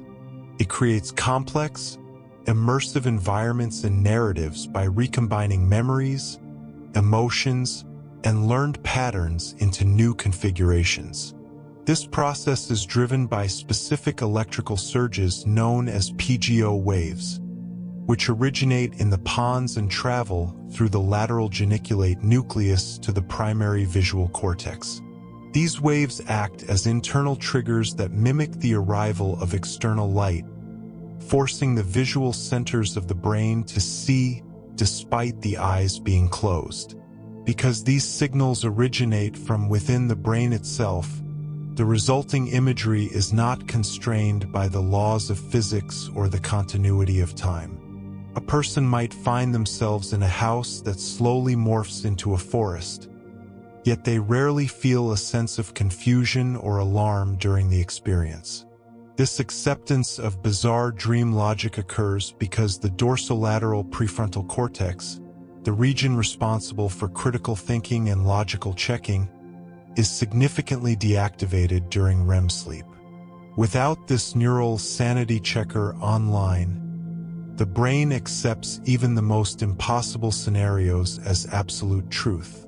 The internal narrator of the mind simply weaves a story to explain why the sky is suddenly green or why a stranger is actually a lifelong friend. Research published in the journal Trends in Cognitive Sciences highlights that the brain activity during REM sleep is remarkably similar to the patterns observed during waking hallucinations. Both states involve the brain's top-down predictions overmastering the actual sensory input, or in the case of dreaming, ignoring it entirely. In this sense, dreaming is not a departure from the way the brain works while awake, but rather the purest expression of its fundamental nature as a prediction engine. It is the one time in the 24-hour cycle when the controlled hallucination of our daily life is allowed to become uncontrolled. The brain uses this time to test different scenarios and emotional responses, essentially practicing for the challenges of the waking world in a safe, simulated environment. By running these offline models, the nervous system can strengthen its most important predictions and prune away those that are no longer useful for survival. The vividness of a dream is a testament to the incredible power of the human cortex to construct a coherent universe from nothing but electrical pulses and stored information. Even as the body remains paralyzed to prevent the acting out of these internal dramas, the mind is traveling through landscapes as detailed and vibrant as any found on a map. This nightly journey serves as a reminder that the world we inhabit during the day is also a construction, built by the same tireless architect that dreams of flying or forgotten places. The transition from this internal theater back to the physical world is a delicate recalibration of the sensory gates. As the morning light begins to filter through the eyelids, the thalamus slowly opens once more, allowing the external world to push back against the internal model. The dream begins to fade as the brain prioritizes the high-fidelity data of the environment over the fading echoes of its own internal stories. This handoff between the internal and external worlds is one of the most sophisticated transitions in all of biology. Infants enter the world with a brain that possesses significantly more neural connections than a mature adult brain. This abundance serves as a vast landscape for potential learning. A newborn's brain contains approximately 50% more synapses than the brain of an average 30-year-old, a peak density reached within the first few years of life. These extra pathways create a unique cognitive state. In the framework of predictive processing, babies possess what researchers call weak priors, which are the pre-existing expectations used to filter sensory data. Everything they encounter feels surprising and significant. Because their internal models are not yet rigid, Infants absorb an overwhelming amount of raw information without discarding what an adult might consider irrelevant noise. This state of being is often compared to a soft glow. Developmental psychologist Alison Gopnik describes infant consciousness as a lantern that illuminates everything in its surroundings simultaneously, rather than a narrow adult spotlight. Focus is broad and inclusive rather than selective. The process of growing up involves a biological phenomenon known as synaptic pruning, where the brain systematically eliminates the neural connections that are not reinforced by daily experience. Experience acts as a sculptor for the mind. Pruning allows the nervous system to become more efficient by strengthening the most probable interpretations of the environment while silencing the unlikely ones. This gain in speed requires a trade-off in flexibility. As these internal predictions harden, the fluid and hyper-aware state of childhood gives way to the faster and more automated perception of maturity. Vision follows a very strict developmental schedule during this time. Human infants are born with a visual acuity of roughly 2600, and it takes approximately 6 to 8 months of interaction with the world for their vision to approach the clarity and depth perception of an adult, according to the American Optometric Association. Their eyes and brain must learn how to see in unison. During this specific window, the visual cortex is busy learning to predict the relationship between light, shadow, and the physical boundaries of tangible objects. Young children are able to distinguish between the phonemes of every human language on Earth before their brains prune away the sounds they do not hear in their own homes. This early plasticity is the reason children can learn multiple languages without a foreign accent. The metabolic demand of a developing brain is so high that it consumes more than half of a child's total energy intake during the first few years of life. This investment ensures that the internal model of adulthood is as accurate and survival-oriented as possible. Nature did not design the human nervous system to be a perfect camera of the external world. Speed was far more vital than accuracy for our ancestors. The brain evolved a predictive architecture because it is far faster to guess what is happening in the environment than it is to wait for every electrical signal to arrive from the distant senses. Reaction times would be dangerously slow if the mind had to build a picture from scratch every second. Processing raw sensory data in real time is so metabolically draining that an organ capable of doing so would require more calories than an ancient human could reliably gather. The eyes themselves are surprisingly expensive to operate. Photoreceptors in the retina consume energy at a higher rate per gram than almost any other tissue in the human body, including the cerebral cortex, as documented in various studies on ocular metabolism in the journal Investigative Ophthalmology and Visual Science. This high cost means the nervous system must be incredibly selective about which signals it actually processes. To save energy, the brain relies on its internal model to fill in most of the visual field, only spending its precious metabolic budget when a sensory signal contradicts what it expected to see. This evolutionary strategy creates a deliberate bias toward detecting potential dangers. It causes the mind to interpret ambiguous shapes as predators or threats long before they are consciously recognized or confirmed. Error management theory suggests that the survival cost of ignoring a real predator is infinitely higher than the minor energy cost of being startled by a harmless shadow. Our ancestors who were prone to these rapid, controlled hallucinations were more likely to survive and pass on their genes than those who waited for perfect visual clarity. How often do the ghosts of our evolutionary past shape the things we think we see in the darkness? This internal simulation is a masterpiece of biological efficiency. It transforms a chaotic, noisy world into a stable and predictable one. Neural networks that utilize predictive coding are estimated to be significantly more energy efficient than networks that process signals in a strictly bottom-up fashion. By predicting the future, the brain essentially buys itself time to react. It creates a mental buffer that compensates for the physical limits of biological hardware. The resulting experience is a seamless flow of existence that masks the frantic calculations happening beneath the surface. Every glance toward a rustling leaf is a legacy of a system built to prioritize life over literal truth. Survival does not require a perfect map, only a map that is good enough to navigate safely. This ancient drive for certainty continues to guide every perception we have today. The world we inhabit is the one our ancestors needed to see. It is a reality shaped by the harsh requirements of the natural world. Efficiency remains the guiding principle of the modern mind. The human brain creates a vivid world inside a silent skull by predicting the reality it expects to find.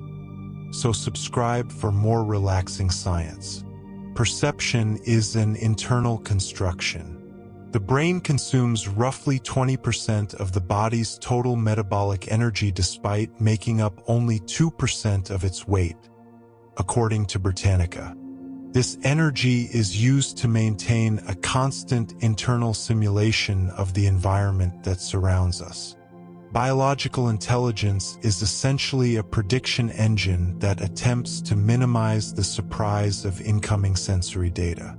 Everything we experience as the present is actually a delayed reconstruction because it takes about 80 milliseconds for the brain to process visual information. Neural signals travel at varying speeds, meaning the brain must synchronize different sensory inputs to create a cohesive moment.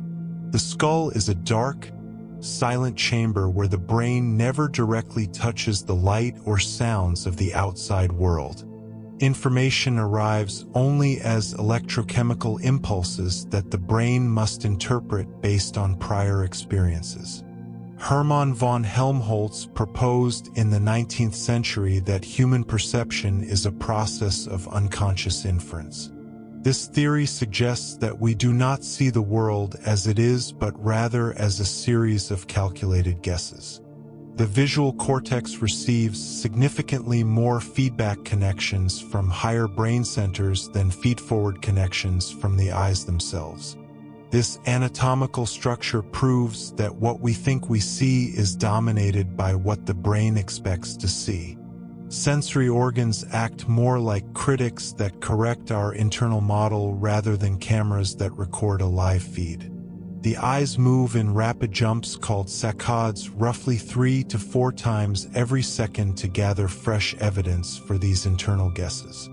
During these jumps, the brain momentarily shuts off visual processing to prevent the world from appearing as a blurry smear. A physical gap exists where the optic nerve exits the retina, creating a literal blind spot in each eye's field of vision. We do not perceive this hole because the brain automatically paints in the missing data using patterns from the surrounding area. Colors do not exist as physical properties of objects, but are mental constructs created to help us distinguish surfaces under different lighting conditions. The phenomenon of color constancy allows a red apple to look red even when viewed under a blue light that changes the actual wavelengths hitting the eye. How would your sense of self change if you could perceive the raw, unedited data of the universe? Bayesian inference is the mathematical framework the brain likely uses to weigh new evidence against existing beliefs. When sensory data contradicts a prediction, the brain generates a prediction error to update its internal map. High-precision prediction errors force the brain to pay attention to new or strange details in the environment. Low-precision signals are often ignored, which is why we stop noticing the feeling of clothes against our skin after a few minutes. The thalamus acts as a sophisticated relay station that gates which sensory signals are allowed to reach the conscious mind. Our internal model of the world is so strong that it can generate vivid sensations even in the complete absence of external stimuli.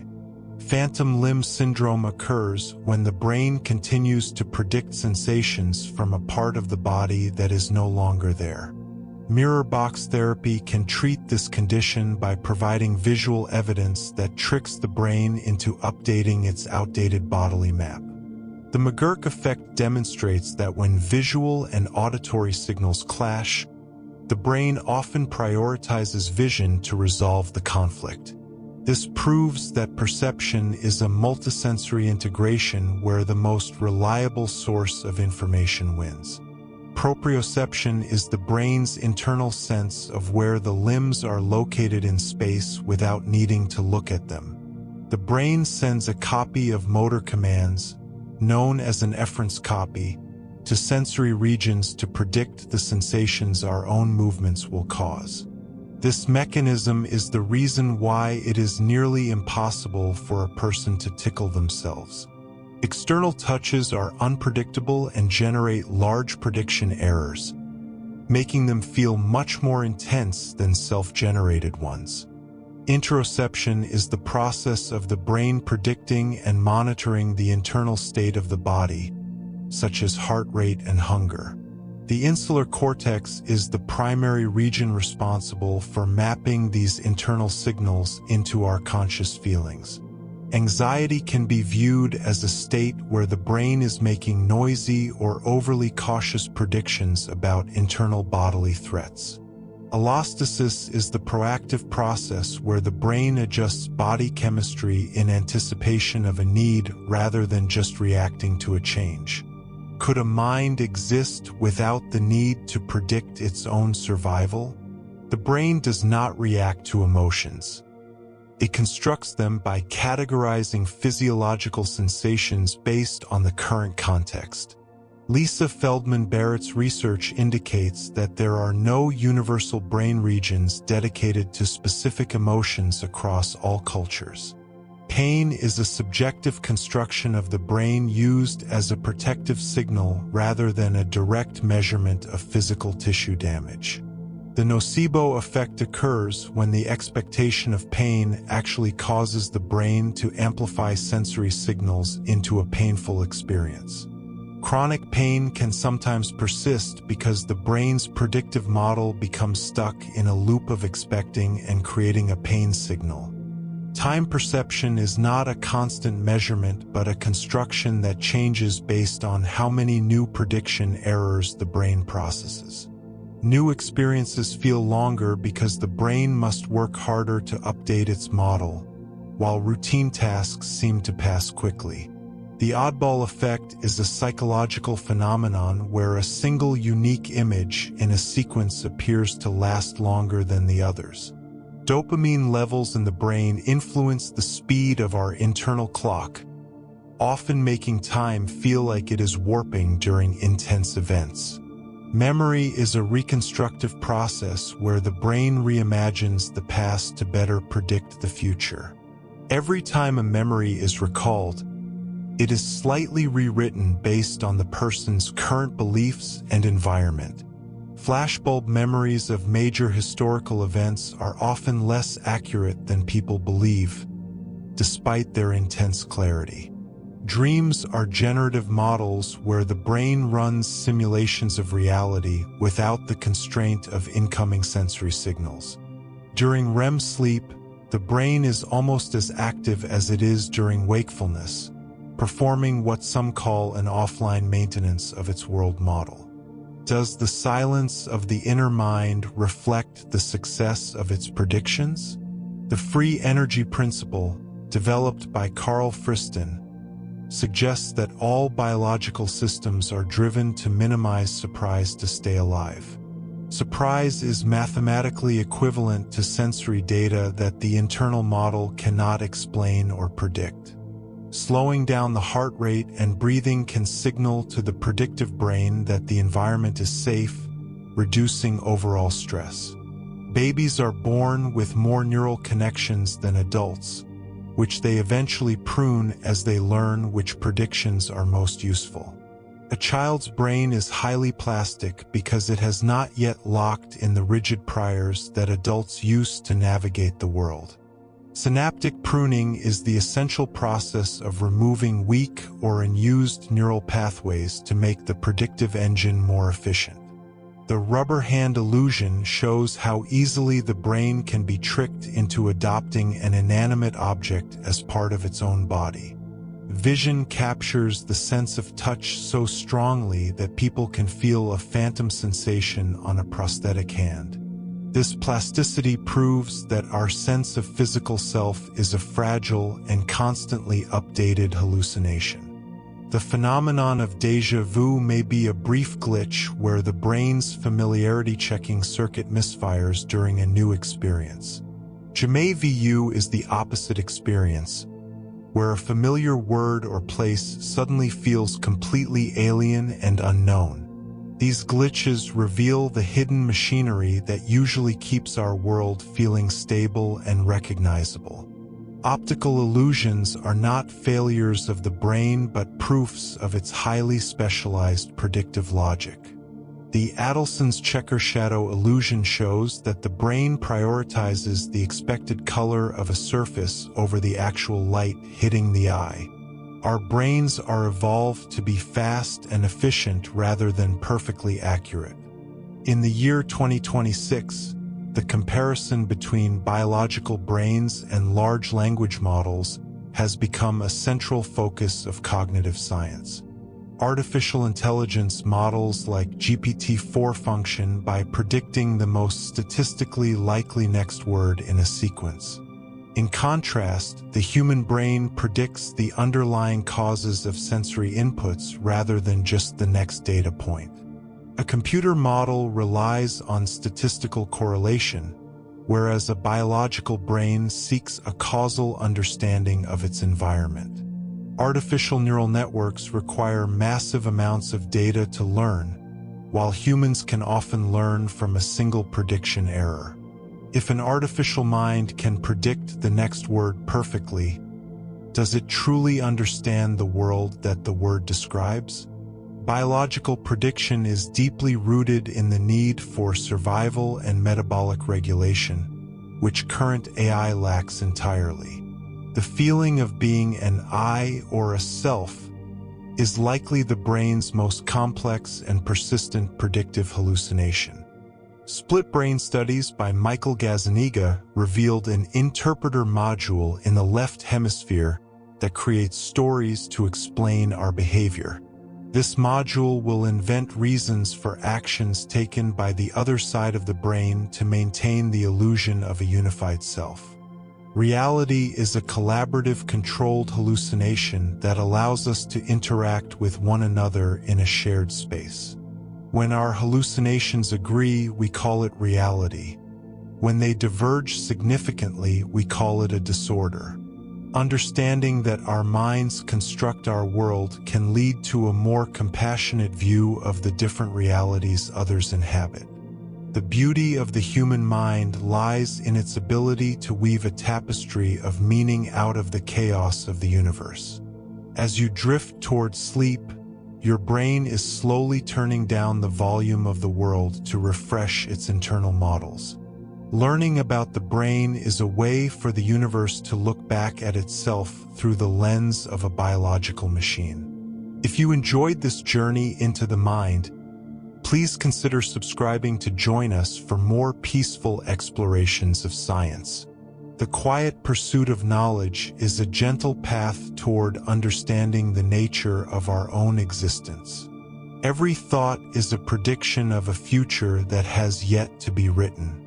You are currently existing within a complex, continuous, and highly convincing simulation known as the illusion of the self. It is a quiet wonder.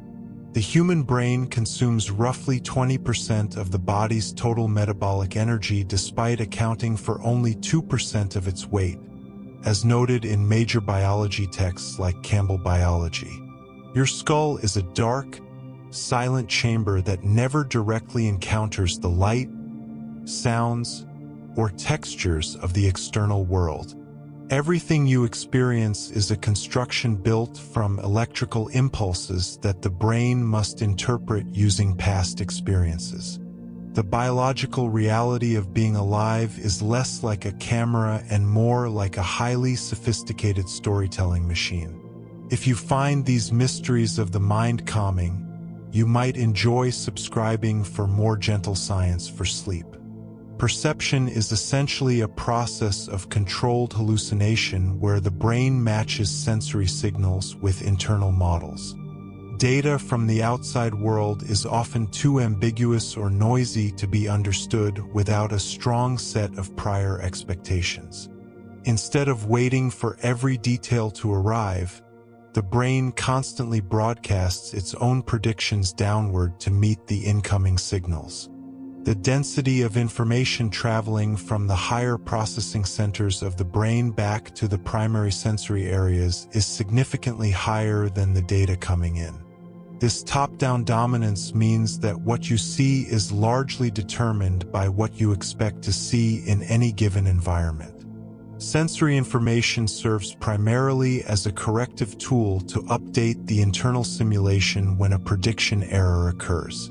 The brain is a Bayesian probability engine, constantly calculating the most likely cause of any physical sensation it receives. There is a measurable delay of approximately 80 milliseconds between a physical event and your conscious awareness of it. To compensate for this lag, the brain predicts the future positions of moving objects so you can interact with them in real time. You are effectively living in a permanent, albeit very brief, state of the biological past. The blind spot in your eye is a physical gap where the optic nerve exits the retina, yet you never see a hole in your vision. Your brain uses the surrounding patterns to paint over this gap, providing a seamless but technically fabricated visual field. Color is not an inherent property of objects, but a mental label created by the brain to track surfaces under different lighting conditions. The phenomenon of color constancy allows a red apple to appear red whether it is under blue morning light or orange sunset glow. Isaac Newton observed that light rays themselves have no color, as the sensation arises only within the observer's mind. The primary goal of the brain is not to perceive the absolute truth of the universe, but to keep the organism alive. Evolutionary biology suggests that an organism that sees the world as it truly is would likely be outcompeted by one that sees the world in a way that prioritizes survival. The eyes move in rapid, jerky jumps called saccades several times every second to gather high-resolution fragments of the environment. During these jumps, the brain temporarily blinds you to prevent the world from appearing as a motion-blurred mess. You spend a significant portion of your waking life in a state of self-imposed, functional blindness that you never consciously notice. If the brain were a computer, it would be remarkably slow, yet its parallel processing capabilities far exceed any modern silicon hardware. The feeling of being a solid, singular person is perhaps the most persistent and successful prediction the brain ever makes. How does the mind decide which parts of the incoming data belong to the body and which belong to the world? There is a distinction between the minimal self, which is the immediate feeling of being a physical body, and the narrative self. The narrative self is the ongoing story you tell about your past, your personality, and your future goals. The brain constructs this narrative to provide a sense of continuity in a world that is constantly changing. Much of what we consider our identity is a collection of memories that the brain reconstructs every time they are recalled. Every time you remember an event, the brain physically rewires the neural trace, often adding new details or omitting old ones. False memories can be implanted with surprising ease because the brain prefers a coherent story over a factual one. The phenomenon of déjà vu occurs when there is a slight timing glitch in the brain's recognition system. It happens when the feeling of familiarity is triggered before the actual content of the memory is processed. Semantic satiation is the opposite effect, where a common word becomes a meaningless sound after being repeated many times. This occurs because the brain's predictive model for that word becomes exhausted and temporarily stops providing the meaning. The brain's ability to ignore the sensation of clothes on your skin is a form of predictive habituation. Because the touch is constant and non-threatening, the brain stops broadcasting the signal to save energy for more important changes. You cannot tickle yourself because your brain sends an efference copy of the movement command to your sensory cortex. This signal predicts the touch and cancels out the sensation before it can even reach your awareness. When someone else touches you, the lack of an internal prediction causes the sensation to feel much more intense and unpredictable. Pain is a subjective opinion formed by the brain rather than a direct measurement of tissue damage. If the brain predicts that a situation is dangerous, it can produce intense pain even in the absence of a physical wound. Conversely, soldiers in battle often feel no pain from serious injuries until they are in a safe environment and their brain updates its survival model. The placebo effect is a powerful example of how a predictive belief in healing can trigger the actual release of endogenous opioids. Even when people know they are taking a placebo, the ritual of treatment can still lead to significant physiological improvements. The nocebo effect is the dark mirror of this process, where the expectation of harm causes the body to experience real symptoms. What if the world you see is simply a user interface designed to hide the overwhelming complexity of reality? The thalamus acts as a central gatekeeper, deciding which sensory signals are allowed to reach the conscious mind. During deep sleep, the thalamus closes its gates, effectively disconnecting the brain from the outside world. Dreaming is the brain's way of running its internal world model without the constraints of sensory input. The same visual circuits that process the waking world are active during REM sleep, creating a vivid but entirely internal reality. Pontogeniculo-occipital waves act as the internal triggers that initiate the complex visual narratives of our dreams. The reason we accept the bizarre logic of dreams is that the lateral prefrontal cortex, the brain's logic checker, is largely inactive. As you drift towards sleep, your brain is slowly turning down the volume of the world to refresh its internal models. Learning about the brain is a way for the universe to look back at itself through the lens of a biological machine. Infants are born with a surplus of neural connections that are eventually pruned away to make the brain more efficient. A baby's consciousness is often described as a lantern that illuminates everything, rather than the focused spotlight of an adult.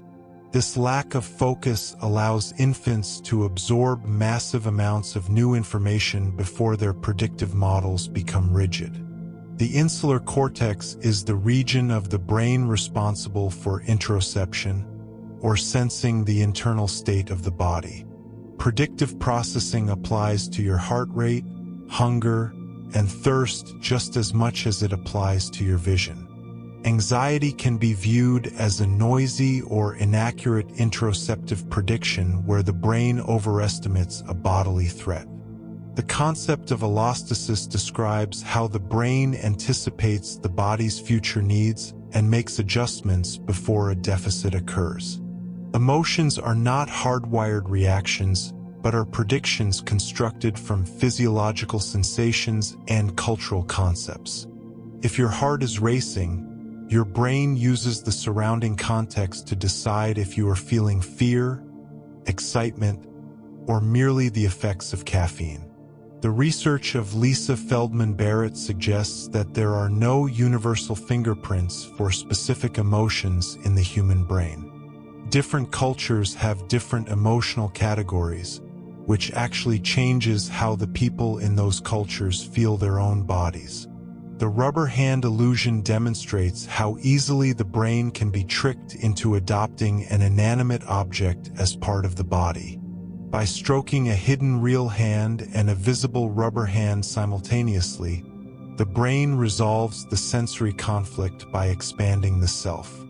This plasticity shows that the body schema is a dynamic prediction rather than a fixed physical map. Phantom limb syndrome occurs when the brain continues to predict the presence of a limb that has been removed. The pain felt in a phantom limb is a prediction error that cannot be resolved because there is no sensory feedback to update the model. Mirror box therapy uses visual reflection to trick the brain into seeing the missing limb move, which often resolves the pain. The oddball effect explains why time seems to slow down during a novel or frightening experience. When the brain encounters something unexpected, it uses more energy to process the data, which the narrative self interprets as a longer duration. As we age, time seems to speed up because we have fewer prediction errors and more routine experiences. Dopamine levels in the brain act as a regulator for our internal clock, influencing how we perceive the passing seconds. The free energy principle, proposed by neuroscientist Carl Friston, suggests that all life forms are driven to minimize surprise. Surprise is mathematically equivalent to a prediction error, and minimizing it is essential for maintaining biological integrity. The brain actively seeks out information that confirms its models while avoiding information that might cause a costly update. Does the brain truly understand the meaning of the world? Or is it simply a master of statistical correlation? Saccadic eye movements occur 3 to 4 times per second to gather evidence for the brain's ongoing hypotheses. When you walk into a dark room, your brain uses your memories of the layout to navigate before your eyes have even adjusted. The sense of now is a seamless blend of what just happened, what is happening, and what is about to happen. Michael Gazzaniga's studies on split-brain patients revealed a fascinating module in the left hemisphere called the interpreter. When the two halves of the brain were disconnected, the left side would invent logical stories to explain the actions of the right side. This module will confabulate or lie to maintain the illusion of a unified and purposeful self-identity. The interpreter is so powerful that it can create a coherent sense of self even when the brain is severely damaged. Charles Bonnet syndrome causes people with failing eyesight to see vivid, complex hallucinations of people or landscapes. Because the brain is no longer receiving visual data, it turns up the gain on its internal predictions to fill the silence. The coder delusion is a rare condition where a person sincerely believes they are dead or do not exist. This happens when the emotional centers of the brain are disconnected from the sensory centers, leading to a profound prediction error about being alive. Capgras delusion is the belief that a loved one has been replaced by an identical imposter. In this case, the brain recognizes the face but fails to trigger the expected emotional response, leading to a paranoid explanation. The default mode network is a set of brain regions that are active when you are not focused on the outside world. This network is heavily involved in daydreaming, thinking about the self, and predicting the future. Mindfulness and certain states of flow can temporarily quiet this network, leading to a sense of self-transcendence. The science for sleep suggests that understanding the brain's construction of reality can help quiet the mind before bed. The user interface theory of perception suggests that our senses act like icons on a computer screen. Just as a folder icon hides the complex binary code of a file, our perception of a solid object hides the complex physics beneath it. The feeling of being an eye is the ultimate icon, a simplified representation that allows us to navigate a world of immense data. The pursuit of knowledge is a gentle path toward understanding the nature of our own existence and the quiet mind. If you enjoyed this journey into the mind, please consider subscribing to join us for more peaceful explorations of science. The quiet pursuit of knowledge is a gentle path toward understanding the nature of our own existence. Every thought is a prediction of a future that has yet to be written.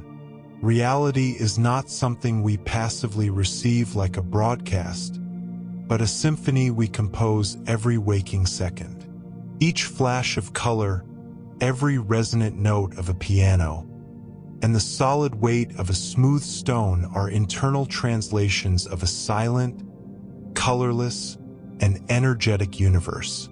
The brain operates as a magnificent artist, sketching a coherent world from the fragmented echoes of light and vibration reaching the skull.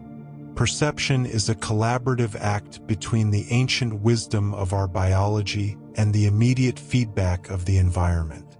This intricate process of predictive processing ensures that we do not just survive, but that we find meaning within the chaos of raw data.